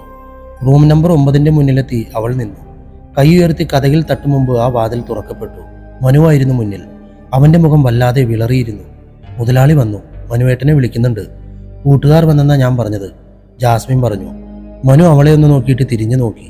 അരുണും കിരണും അവനെ നോക്കി നിൽക്കുന്നു. നീ പോയിക്കോ, ഞാൻ വന്നേക്കാം, അവൻ അവളോട് പറഞ്ഞു. ആ കുട്ടി തിരിച്ചുപോയി. ഇത് 3-ാം ലോഡ്ജൊന്നുമല്ല ചേട്ടാ, പക്ഷെ മറ്റുള്ള ലോഡ്ജുകളിൽ ഉള്ളതൊക്കെ ഇവിടെയും നടക്കാറുണ്ട്. അതുകൊണ്ടല്ലേ ഇവിടെ CCTV വെക്കാത്തത്. നിങ്ങൾ പറഞ്ഞതൊക്കെ കേട്ടപ്പോൾ പലതും വിശ്വസിക്കാൻ കഴിയുന്നില്ല. എങ്കിലും ആ കുട്ടിയുടെ സുഹൃത്തിനെ കണ്ടെത്താൻ എന്നാലാവുന്ന സഹായം ഞാൻ ചെയ്തു തരാം, മനു പറഞ്ഞു. മുതലാളി അത്ര നല്ലവനൊന്നുമല്ല. എല്ലാത്തിനും കൂട്ട് ആ പോലീസ് കൂട്ടുകാരനും. ഷാജഹാൻ 13 അവരുടെ സ്വന്തം മുറിയാ. മുതലാളി ഇല്ലെങ്കിൽ മാത്രമേ ഷാജഹാൻ സാറ് വേറെ റൂം നോക്കാറുള്ളൂ. നിങ്ങൾ പറയുന്നത് പോലൊരു ദുരൂഹത ആ മുറിക്കുള്ളിലുണ്ടെങ്കിൽ ഇന്ന് മുതലാളി പോയി കഴിഞ്ഞ് ഞാനത് തുറന്നു തരാം, നിങ്ങൾക്ക് പരിശോധിക്കാം. അതുവരെ ഈ താക്കോൽ താഴത്തെ ബോർഡിൽ തന്നെ കിടന്നോട്ടെ. എൻ്റെ ജോലി പോയാൽ ഒരു കുടുംബം പട്ടിണിയാവും. ഇവിടെ നടക്കുന്നതൊന്നും പുറം ലോകം അറിയാതിരിക്കാൻ അവർ ഞങ്ങളുടെ കണ്ണ് കെട്ടിയേക്കുന്നത് കൈ നിറയെ ശമ്പളം തന്നിട്ടാ. അത് കളയാൻ ഞാൻ തയ്യാറല്ല, സഹകരിക്കണം. കിരണിന്റെ കയ്യിലിരുന്ന 13-ാം നമ്പർ മുറിയുടെ താക്കോൽ വാങ്ങി മനു പുറത്തേക്ക് ഇറങ്ങിപ്പോയി. അരുൺ കിരണിനെ നോക്കി. അവൻ തിരിച്ചു. മീര? അരുൺ ചോദിച്ചു. അപ്പുറത്തുണ്ടാകും, വേറെ എവിടെ പോകാൻ? അവർ സംസാരിക്കുമ്പോൾ അവൾ വന്ന് താക്കോൽ വാങ്ങിക്കൊണ്ടുപോയിരുന്നു. കിരൺ പുറത്തിറങ്ങി റൂം നമ്പർ 10ന്റെ മുന്നിൽ നിന്നു. മീര ഒന്ന് പുറത്തേക്ക് വന്നേ, അവൻ കഥയിൽ തട്ടിക്കൊണ്ട് പറഞ്ഞു. അവൾ വേഗം വന്ന് കതക് തുറന്നു. വേഷം മാറിയിട്ടില്ല, എന്നാൽ എന്തോ വലിയ സമ്മർദ്ദം അനുഭവിക്കുന്നത് പോലെ മുഖം കടുത്തിരുന്നു. എന്തു പറ്റി? അവൻ ചോദിച്ചു. ഏയ് നത്തിങ്. എന്താ വിളിച്ചേ? അവൾ ചോദിച്ചു. നമുക്കൊന്ന് പുറത്തു പോകാം. ഭക്ഷണം കഴിച്ചില്ലല്ലോ. ഇവിടെ എന്തായാലും ഇപ്പോൾ ഒന്നും നടക്കില്ല. താഴെ ഇതിന്റെ മുതലാളി വന്നിട്ടുണ്ട്. കിരൺ സ്വന്തം റൂമിലേക്ക് കയറാൻ പോയി. ഇതാ കാറിന്റെ കീ, ഞാൻ വരുന്നില്ല, നിങ്ങൾ പോയിട്ട് വാ. അവൾ കീ അവന് നേരെ നീട്ടി. അങ്ങനെ പറഞ്ഞാൽ എങ്ങനെയാ? തന്നെ ഒറ്റയ്ക്ക് വിട്ടിട്ട് ഞങ്ങൾ എങ്ങനെ പോകാനാ? അതൊന്നും വേണ്ട. ഒന്ന് പുറത്തു പോയി വരുമ്പോൾ മൈൻഡും ഫ്രഷ് ആകും. മിലനെ കണ്ടെത്തണ്ടേ നമുക്ക്. താൻ വേഗം റെഡിയായി വാ, അരുൺ വാതിലിൽ നിന്ന് പറഞ്ഞു. മീര മറുപടി പറയും മുമ്പേ രണ്ടുപേരും അവരുടെ മുറിയിലേക്ക് കയറി. ഒരു നിമിഷം ചിന്തിച്ചു നിന്നിട്ട് മീര അകത്തേക്ക് കയറി ഡോറടച്ചു. കൂട്ടുകാരൊക്കെ വന്നെന്ന് പറഞ്ഞ് ആർക്കും ഔദാര്യം കൊടുക്കാൻ ഞാൻ സമ്മതിക്കില്ല. എനിക്ക് മോക്ഷം കിട്ടാനല്ല ഞാനിതൊക്കെ കെട്ടിയിട്ടേക്കണത്. ആരോടുന്നില്ലാതെ മുതലാളി പറയുന്നത് കേട്ട് പടിയിറങ്ങി വന്ന മനു ഒന്ന് നിന്നു. നിന്നോട് തന്നെയാ? അയാൾ തിരിഞ്ഞു നോക്കി. അവർ ഓസിന് താമസിക്കാൻ വന്നതല്ല, രണ്ടുപേരും നല്ല ജോലിക്കാരാ, കാശും തരും. അവന് ദേഷ്യം വന്നു. അവൻ പതിയെ റിസപ്ഷനിലേക്ക് കൈനീട്ടി. അയാൾ കാണാതെ ജാസ്മിൻ അവന്റെ കയ്യിൽ നിന്നും റൂം കീ വാങ്ങി ബോർഡിലേക്ക് തൂക്കി. വല്ല പെയിന്റ് പണിയായിരിക്കും. മുറിയിന്ന് പോകുമ്പോൾ വരവ് വച്ചാൽ മതി. ഇല്ലെങ്കിൽ അമ്മച്ചിയാണ് നിന്റെ ശമ്പളത്തിൽ നിന്ന് പിടിക്കും ഞാൻ, അയാൾ പറഞ്ഞു. മനു മറുപടി പറയാതെ ബാഗ് എടുത്ത് ഇറങ്ങാൻ തുടങ്ങി. ഇന്നലെ ഷാജഹാൻ വല്ലോം തന്നോ? അയാളുടെ ചോദ്യം കേട്ട് മനു ഗ്രില്ലിന്റെ അടുത്ത് പടിയിൽ നിന്ന് തിരിഞ്ഞു നോക്കി. 500 തന്നു, പിന്നെ 2 ബോട്ടിൽ ബിയറും, മനു പറഞ്ഞു. ചന്ദ്രചൂഡൻ കനപ്പിച്ചൊന്ന് മൂളി. മനു ജാസ്മിനെ നോക്കിയിട്ട് തന്റെ ബൈക്കിന്റെ അടുത്തേക്ക് പോയി. നീ ഇവനെ മുറുക്കെ പിടിച്ചോ, നല്ല കൊച്ചനാ, തള്ള മാത്രമേ ഉള്ളൂ. ഒരു പെങ്ങൾ വെച്ച് ആരാന്റെ കൂടെ ഓടിപ്പോയി. ഞാൻ കൊടുക്കുന്ന കാശൊക്കെ അവന് മുതലാ. അയാൾ ചിരിച്ചുകൊണ്ട് അവൾക്ക് നേരെ കൈനീട്ടി. അവൾ ബോർഡിൽ നിന്നും കീ എടുത്തു കൊടുത്തു. അയാൾ മുകളിലേക്ക് കയറിപ്പോയി. മീര വാതിൽ പൂട്ടിയിറങ്ങുമ്പോൾ അരുണും കിരണും ഇറങ്ങി അവളെ നോക്കി നിന്നിരുന്നു. അവരൊന്നിച്ച് താഴേക്ക് പോകാനിറങ്ങിയതും ചന്ദ്രചൂഡൻ മുകളിലേക്ക് കയറി വന്നു. കൊച്ചൻ പറഞ്ഞിരുന്നു കൂട്ടുകാർ വന്നിട്ടുണ്ടെന്ന്. സുഖങ്ങളൊക്കെ തന്നെ? അയാൾ ചോദിച്ചു. ഉവ്, അരുൺ പറഞ്ഞു. കിരൺ അയാളെ പഠിക്കുകയാണ്. എവിടേക്കാണ് പോണ്? അയാൾ തിരക്കി. ആഹാരം കഴിക്കാൻ. പിന്നെ ചുമ്മാ ഒന്ന് പുറത്തേക്ക് കറങ്ങി വരാമെന്ന് കരുതി. അരുൺ തന്നെയാണ് പറഞ്ഞത്. ഓ ആയിക്കോട്ട്, പോയി വരീൻ. ഇവിടെ ഹോട്ടലൊന്നുമില്ല കേട്ടോ, നഷ്ടമാ. ഈ മുറികൾ കൊണ്ട് നടക്കുന്ന പാട് എനിക്കും തമ്പുരാനും മാത്രം അറിയാം. ചെല്ലി. അയാൾ മുന്നോട്ട് നടന്നു പോകുന്നത് നോക്കി അവർ താഴേക്ക് ഇറങ്ങി. ആദ്യ പടിയിറങ്ങിയത് മീരി ഒന്ന് തിരിഞ്ഞു നോക്കി. 13-ാം നമ്പർ മുറി തുറന്ന അയാൾ അകത്തേക്ക് കയറിയത് കണ്ട് അവളൊന്ന് പുഞ്ചിരിച്ചു. റിസപ്ഷനിൽ നിൽക്കുന്ന ജാസ്മിനെ ഒന്ന് നോക്കിയിട്ട് കിരണും മീരയും പുറത്തേക്ക് ഇറങ്ങി. അരുൺ അവളെ നോക്കി ഒന്ന് പുഞ്ചിരിച്ചു. അവൾ തിരിച്ചു. അവർ മൂവരും കാറിന്റെ അടുത്തേക്ക് നടക്കുമ്പോൾ മീര പതിയെ പറഞ്ഞു, നിങ്ങൾ നാളെ മടങ്ങണം. അരുണും കിരണും തിരിഞ്ഞു നോക്കി. അപ്പോൾ താനോ? കിരൺ ചോദിച്ചു. ഞാനിനി ഇവിടെ നിന്നില്ല. മിലൻ ഇവിടെ ഉണ്ടാകും, ഉറപ്പാ, അവൾ പറഞ്ഞു. എവിടെ? അരുൺ ചോദിച്ചു. ഇവിടെ, ഈ മയൂര ലോഡ്ജിൽ. അവൾ കാറിൽ ചാരി നിന്ന് ലോഡ്ജിലേക്ക് നോക്കി. ഒരു പ്രേതഭവനം മുന്നിൽ നിൽക്കുന്നത് പോലെ സിറ്റിയിൽ നിന്നൊഴിഞ്ഞ് 2 നിലകളിലായി സ്ഥിതി ചെയ്യുന്ന പഴയ കെട്ടിടം. അതിന്റെ മുൻഭാഗം മോടി കൂട്ടിയിട്ടുണ്ട്. കെട്ടിടത്തിന്റെ മുന്നിൽ വലിയ അക്ഷരങ്ങളിൽ മയൂര ലോഡ്ജ്. 13-ാം നമ്പർ മുറിയിൽ കയറിയ ചന്ദ്രചൂഡനെ ചുറ്റുമൊന്ന് നോക്കി. എല്ലാം വൃത്തിയാക്കിയിരിക്കുന്നു. തറ തുടച്ചിട്ടുണ്ട്. ഭിത്തിയിലെയും സീലിംഗിലെയും മാറാല അടിച്ചിട്ടുണ്ട്. ഇളം നീലക്കളർ സുതാര്യമായ കർട്ടൻ ഇട്ടിരിക്കുന്നു. കട്ടിലിലെ വിരിയും തലയിണയും പുതപ്പും പുതിയതാണെന്ന് തോന്നി. ടേബിളിൽ കുപ്പിവെള്ളവും കെറ്റിലും വെച്ചിരിക്കുന്നു. കൊള്ളാലോ ചെക്കൻ. അയാൾ നിറഞ്ഞ മനസ്സോടെ കട്ടിലേക്കിരുന്നു. ഫോൺ കയ്യിലെടുത്ത് സമയം നോക്കിയിട്ട് അയാൾ ഷാജഹാന്റെ നമ്പർ ഡയൽ ചെയ്തു. എവിടെ ഷാജ, ഇന്നലത്തെ ക്ഷീണം അറിയില്ലേ? മുതലാളി പരിഹാസം കലർത്തി ചോദിച്ചു. ഇങ്ങോട്ട് വാ, ഞാനിവിടെയുണ്ട്. പോരുമ്പോൾ ഏതെങ്കിലും നല്ല പച്ചക്കരിമ്പിനെ കൂടെ വിളിച്ചു. അയാൾ ചിരിച്ചു. ആ സംസാരത്തിന് തിരുവനന്തപുരം സ്ലാങ്ങിന്റെ ചുവയുണ്ടായിരുന്നില്ല. ഓക്കെ, വേഗം വാ, ചൂടാറും. ഉറക്കെ ചിരിച്ചുകൊണ്ട് അയാൾ കോള് കട്ടാക്കി കട്ടിലേക്ക് കിടന്നു. മുതലാളി? ആരോ വിളിക്കുന്നത് കേട്ട് അയാൾ തലയുയർത്തി നോക്കി. മുതലാളി? വീണ്ടും ആ ശബ്ദം. സ്ത്രീയുടെ ശബ്ദമാണെന്ന് കേട്ടപ്പോൾ അയാൾ എഴുന്നേറ്റു. വേഗം ചെന്ന് വാതിൽ തുറന്നു നോക്കി. മുന്നിലോ ഇടനാഴിയിലോ ആരും ഉണ്ടായിരുന്നില്ല. അയാൾ വാതിൽ ചാരി തിരിഞ്ഞതും കൺമുന്നിൽ പുരുവഴിച്ചൊരു രൂപം. അയാൾ അലറി വിളിച്ചുകൊണ്ട് പിന്നിലേക്ക് വീണു. കതകിലിടിച്ച തലയുടെ വേദനയിൽ അയാളൊന്ന് പുളഞ്ഞുപോയി. തലയ്ക്ക് പിന്നിൽ കൈ പൊത്തിപ്പിടിച്ച് ഭയത്തോടെ നേരെ നോക്കിയതും കൺമുന്നിൽ ഒന്നും ഉണ്ടായിരുന്നില്ല. അയാൾ വിയർത്തുപോയി. ആരാത്? അതോ തോന്നിയതാണോ? അധിക നേരം അവിടെ നിന്ന് ചിന്തിക്കാൻ തോന്നിയില്ല. കട്ടിലിൽ കിടന്ന ഫോണും എടുത്ത് അയാൾ വേഗം പുറത്തിറങ്ങി വാതിലടച്ചു. റൂം പൂട്ടി താക്കോലെടുത്ത് ദീർഘമായി ഒന്ന് ശ്വാസമെടുത്തു. മുഖത്തെയും കഴുത്തിലെയും വിയർപ്പൊപ്പി ഇടനാഴിയിലൂടെ നടന്നു. പോക്കറ്റിൽ കിടന്ന ഫോണെടുത്ത് ഷാജഹാനെ വിളിച്ചു. ഇന്ന് വേണ്ടടോ, ഞാൻ തിരിച്ചു പോകുക, ഒരത്യാവശ്യം. പിന്നെ നാളെ നമുക്കൊന്ന് കാണണം, ചിലത് തീരുമാനിക്കാനുണ്ട്. ഷാജഹാന്റെ മറുപടി കേൾക്കാതെ അയാൾ ഫോൺ ഓഫാക്കി പോക്കറ്റിലേക്ക് ഇട്ട് ആ കൈ കൊണ്ട് മുഖം തുടച്ചതും എന്തോ ഒന്ന് മുഖത്ത് പറ്റിയതുപോലെ അയാൾ കൈ നിവർത്തി നോക്കി. കൈ നിറയെ വെളുത്ത ചെറിയ പുഴുക്കൾ നിറയ്ക്കുന്നു. അയാൾ കൈ കുടഞ്ഞുകൊണ്ട് അലറി താഴേക്കുള്ള പടികൾ ഓടിയിറങ്ങി. റിസപ്ഷനിൽ നിന്ന ജാസ്മിൻ ഞെട്ടി തലയുയർത്തി നോക്കി. മുതലാളി വെപ്രാളത്തോടെ അലറി വിളിച്ചു വരുന്നത് കണ്ട് അവൾ റിസപ്ഷനിൽ നിന്നിറങ്ങി മുന്നോട്ട് ചെന്നു. വെള്ളം താ, ഈ കയ്യിലേക്ക് ഒഴിക്ക്, വെള്ളമെടുക്ക്. അവൾ വേഗം കോംപ്ലിമെന്റ് കൊടുക്കാനുള്ള ബോട്ടിലിന്റെ പാക്കറ്റ് പൊട്ടിച്ച് ഒരു കുപ്പി വെള്ളമെടുത്ത് അയാളുടെ കയ്യിലേക്ക് ഒഴിച്ചു. അയാൾ കൈ ഉരക്കുകയും മുഖമെല്ലാം ഉരച്ച് കഴുകുകയും ചെയ്യുന്നത് അവൾ നോക്കി നിന്നു. കാര്യമെന്തെന്ന് ചോദിക്കാനുള്ള ധൈര്യം അവൾക്കുണ്ടായിരുന്നില്ല. പോയോ? അയാൾ അവളെ നോക്കി ചോദിച്ചു. എന്ത്? മുഖത്തൊന്നും ഇല്ലാലോ, അവൾ പറഞ്ഞു. കണ്ടോ, ഇത് കണ്ടോ, പുഴു. അയാൾ തന്റെ കൈ നീട്ടി കാണിച്ചു. അയാളുടെ കണ്ണിൽ ആ പുഴുക്കൾ അപ്പോഴും നുരയ്ക്കുന്നു. എത്ര കഴുകിയിട്ടും അത് പോയിരുന്നില്ല. പുഴുവോ? എവിടെ? കയ്യിലൊന്നും ഇല്ലല്ലോ. ജാസ്മിൻ അയാളുടെ കയ്യിലേക്ക് നോക്കി പറഞ്ഞു. നിനക്കെന്താ കണ്ണു കാണില്ലേ? എന്റെ കൈ കൊണ്ടോ? മുഖത്ത് ഒരുപാടുണ്ടോ? അയാൾ ചോദിച്ചുകൊണ്ട് തന്നെ വീണ്ടും വീണ്ടും മുഖത്തേക്ക് വെള്ളം ഒഴിച്ചുകൊണ്ടേയിരുന്നു. റിസപ്ഷന്റെ മുന്നിൽ ആ ചെറിയ ഹാളിൽ നിറയെ വെള്ളമായി. ജാസ്മിൻ ദയനീയമായി നോക്കി നിന്നു. പഴവങ്ങാടിയിലെ അന്നപൂർണ റെസ്റ്റോറന്റിൽ ആ നേരത്ത് നല്ല തിരക്കുണ്ടായിരുന്നു.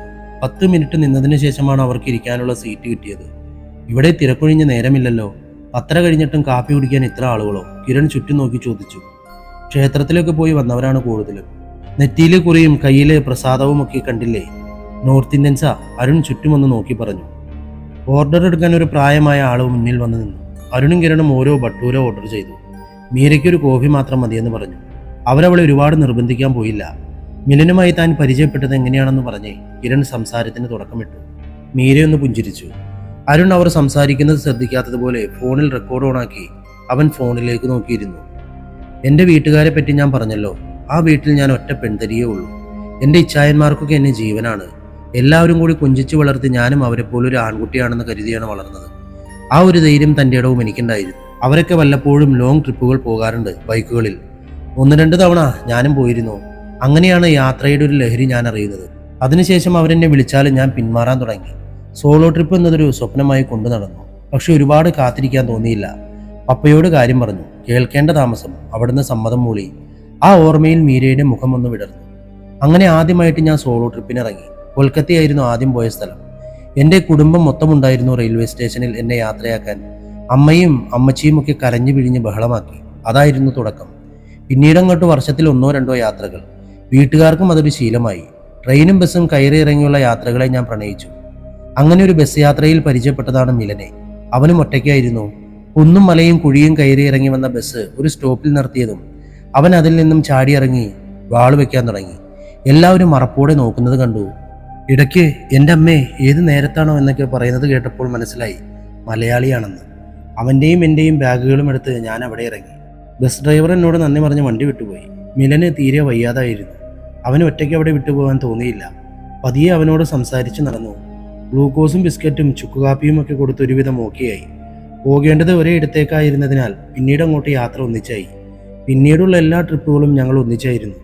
പരസ്പരം ഇഷ്ടമാണെന്ന് മനസ്സിലാക്കിയിട്ടും ഒരിക്കൽ പോലും ഞങ്ങളത് തുറന്നു പറഞ്ഞിരുന്നില്ല. ഞങ്ങൾക്കിടയിൽ അത്രയും ഡീപ്പായൊരു സൗഹൃദമുള്ളപ്പോൾ അതിലേക്ക് പ്രണയം കലർത്തി സൗഹൃദത്തിൻ്റെ ഭംഗി കളയാൻ തോന്നിയില്ല. ഇന്ന് ഈ നിമിഷം വരെ പരസ്പരം പറയാതെ ഞങ്ങൾ പ്രണയിക്കുന്നു. മീരയുടെ മുഖത്ത് നിസ്സംഗതയാണ്. ഓർഡർ ചെയ്ത ഭക്ഷണവും കോഫിയും വന്നിട്ടും ആരും അത് കഴിച്ചിരുന്നില്ല. അവസാനത്തെ നിങ്ങളുടെ ട്രിപ്പ് താജ്മഹൽ കാണാനായിരുന്നു? കിരൺ ചോദിച്ചു. ഞാൻ മുമ്പ് പോയിട്ടുള്ളതാണ്. അവൻ്റെ ആഗ്രഹമായിരുന്നു ഞങ്ങൾ ഒന്നിച്ചവിടെ പോകണമെന്ന്. ഒരു പ്ലാനിങ്ങും ഇല്ലാത്ത യാത്രയായിരുന്നു അത്. പക്ഷെ അന്ന് താജ്മഹൽ കാണാൻ വയ്യാത്ത പോലത്തെ പൊല്യൂഷനായിരുന്നു. ആ കാഴ്ച വല്ലാത്ത സങ്കടമുണ്ടാക്കി. എങ്കിലും ഒരു ദിവസം മുഴുവനും അവിടെ ചിലവഴിച്ച ശേഷമാണ് ഞങ്ങൾ മടങ്ങിയത്. പിറ്റേന്ന് ഡൽഹിയിൽ തന്നെ മിലൻ്റെ ഒരു കസിനെ കാണാൻ പോയി. ആ കുട്ടിക്ക് വിശേഷമുണ്ടായിരുന്നു. നാട്ടിൽ നിന്നും കൊണ്ടുവന്ന കുറച്ച് അച്ചാറും സ്നാക്സും ഒക്കെ അവിടെ കൊടുക്കാനുണ്ടായിരുന്നു. അന്നത്തെ ദിവസം അവിടെയും ചിലവഴിച്ചു. 3-ാം ദിവസം അവിടുത്തെ തിരക്കും പൊല്യൂഷനും കണ്ട് മിലൻ തന്നെയാണ് പറഞ്ഞത് നമുക്ക് മടങ്ങാമെന്ന്. അവൻ ഇതുവരെ തിരുവനന്തപുരം പോയിട്ടില്ലെന്ന് പറഞ്ഞപ്പോൾ ഞാനും സപ്പോർട്ട് ചെയ്തു. അങ്ങനെ യാത്ര ഈ നഗരത്തിലേക്കാക്കി. അവൾ പറഞ്ഞു. അരുൺ കഴിച്ചു തുടങ്ങി. എന്നിട്ട് കിരൺ കൈകെട്ടി അവളെ തന്നെ നോക്കിയിരുന്നു. ഇവിടെ തമ്പാനൂർ സ്റ്റേഷനിലെത്തുമ്പോൾ വെളുപ്പിനെ 3 മണി കഴിഞ്ഞിരുന്നു. ഭയങ്കര മഴയും. ഒരു ഓട്ടോ വിളിച്ച് നല്ലൊരു ഹോട്ടലിലേക്ക് കൊണ്ടുപോകാൻ പറഞ്ഞപ്പോൾ അയാൾ കൊണ്ടുവിട്ടത് മയൂരയിലാണ്. ഞങ്ങൾ മറ്റെന്തിനു വേണ്ടിയാണ് റൂം തിരക്കിയതെന്ന് കരുതിയതാവും. അല്ലെങ്കിൽ ഇത്ര ഒതുങ്ങിയൊരു കോണിലെ ചെറിയ ഹോട്ടലിലേക്ക് പോകില്ലല്ലോ. മയൂരയുടെ ലുക്ക് കണ്ടപ്പോൾ ഞങ്ങൾക്ക് മോശമായിട്ടൊന്നും തോന്നിയില്ല. മഴയായതുകൊണ്ടും നേരം അതായതുകൊണ്ടും ഞാനും എതിര് പറയാതെ അവനൊപ്പം അവിടെ ഇറങ്ങി. ഓട്ടോക്കാരൻ്റെ ചിരിയും നോട്ടവും കൊണ്ട് ദേഷ്യം വന്നിട്ട് ഞാൻ ആദ്യം റിസപ്ഷനിലേക്ക് കയറി ചെന്നു. നന്നായി നനഞ്ഞിരുന്നു. മീര കോഫി കുടിച്ചു തുടങ്ങി. അരുൺ കിരണിനെ നോക്കി. അവനും കഴിക്കാൻ തുടങ്ങി. മീര തുടർന്നു. പിന്നാലെ മിലനും കയറി വന്നു. മീര പറഞ്ഞു. അന്ന് മനു തന്നെയായിരുന്നു റിസപ്ഷനിൽ? അരുണിൻ്റെ ചോദ്യം കിരൺ പ്രതീക്ഷിച്ചില്ല. അല്ല, അന്ന് അയാളായിരുന്നില്ല. കുറച്ച് പ്രായമുള്ള ആളായിരുന്നു. മീര പറഞ്ഞു. കിരണും അരുണും പരസ്പരം നോക്കി. നിങ്ങൾ 2 റൂമാണ് എടുത്തത്? കിരൺ ചോദിച്ചു. അല്ല, ഞങ്ങൾ ഒന്നിച്ചായിരുന്നു. മിലനാണ് പറഞ്ഞത് പരിചയമില്ലാത്ത സ്ഥലത്ത് ഒറ്റയ്ക്ക് കിടക്കണ്ടെന്ന്. ആ റിസപ്ഷനിൽ ഇരുന്നവൻ്റെ നോട്ടം കണ്ടപ്പോൾ എനിക്കും അതാണ് നല്ലതെന്ന് തോന്നി. മീര പറഞ്ഞു. ഏതായിരുന്നു റൂം നമ്പർ? അരുൺ ചോദിച്ചു. 14, അവൾ പറഞ്ഞു. പിന്നീട് കൂടുതലൊന്നും ചോദിക്കാതെ അവർ കഴിച്ചെഴുന്നേറ്റു. കാറ് പാർക്ക് ചെയ്തിടത്തേക്ക് നടക്കുമ്പോൾ കിരൺ ചിന്തയിലായിരുന്നു. അന്ന് രാത്രിയിൽ നിങ്ങൾ തമ്മിൽ? അരുൺ മടിയോടെ ചോദിച്ചു. നോ. പെട്ടെന്നായിരുന്നു മീരയുടെ മറുപടി. ഞങ്ങളൊന്ന് ഫ്രഷായി. ഉറക്കം വന്നില്ലെങ്കിലും ഒന്ന് കിടക്കാമെന്ന് കരുതുമ്പോഴാണ് ആരോ കതകിൽ മുട്ടിയത്. മിലൻ ചെന്ന് കതക് തുറന്നു. അയാൾ ചിരിച്ചുകൊണ്ട് അകത്തേക്ക് തള്ളിക്കയറി കതകടച്ചു. എൻ്റെ മുഖത്തേക്ക് എന്തോ വന്ന് വീണതെനിക്ക് ഓർമ്മയുണ്ട്. പിന്നീട് കണ്ണു തുറക്കുമ്പോൾ ഞാൻ ആ വഴിയില്ല. അരുൺ എന്നെ കണ്ടില്ലേ അവിടെ? അതിനിടയിൽ നടന്നതൊന്നും എനിക്ക് ഓർമ്മയില്ല, ഒന്നും. അതിനുശേഷം ഞാൻ മിലനെ കണ്ടിട്ടില്ല, അവൾ പറഞ്ഞു. അരുൺ ഡ്രൈവിംഗ് സീറ്റിലേക്ക് കയറി. കിരണും ഒന്നും മിണ്ടിയില്ല. മീര ബാക്ക് ഡോർ തുറക്കുന്നത് കണ്ട് കിരൺ ഫ്രണ്ടിൽ കയറി.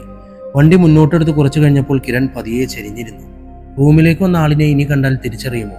കിരൺ അങ്ങനെ ചോദിച്ചുകൊണ്ട് തിരിഞ്ഞു നോക്കിയതും അവൻ ഞെട്ടിപ്പോയി. എന്നിട്ട് അരുണിനെ നോക്കി. കിരണിന്റെ മുഖം കണ്ട് അരുണും തിരിഞ്ഞു നോക്കി. അവന്റെ കാൽ ബ്രേക്കിലമർന്നു. അടുത്ത പാർട്ട് നാളെ തന്നെ വരും, കാത്തിരിക്കുക.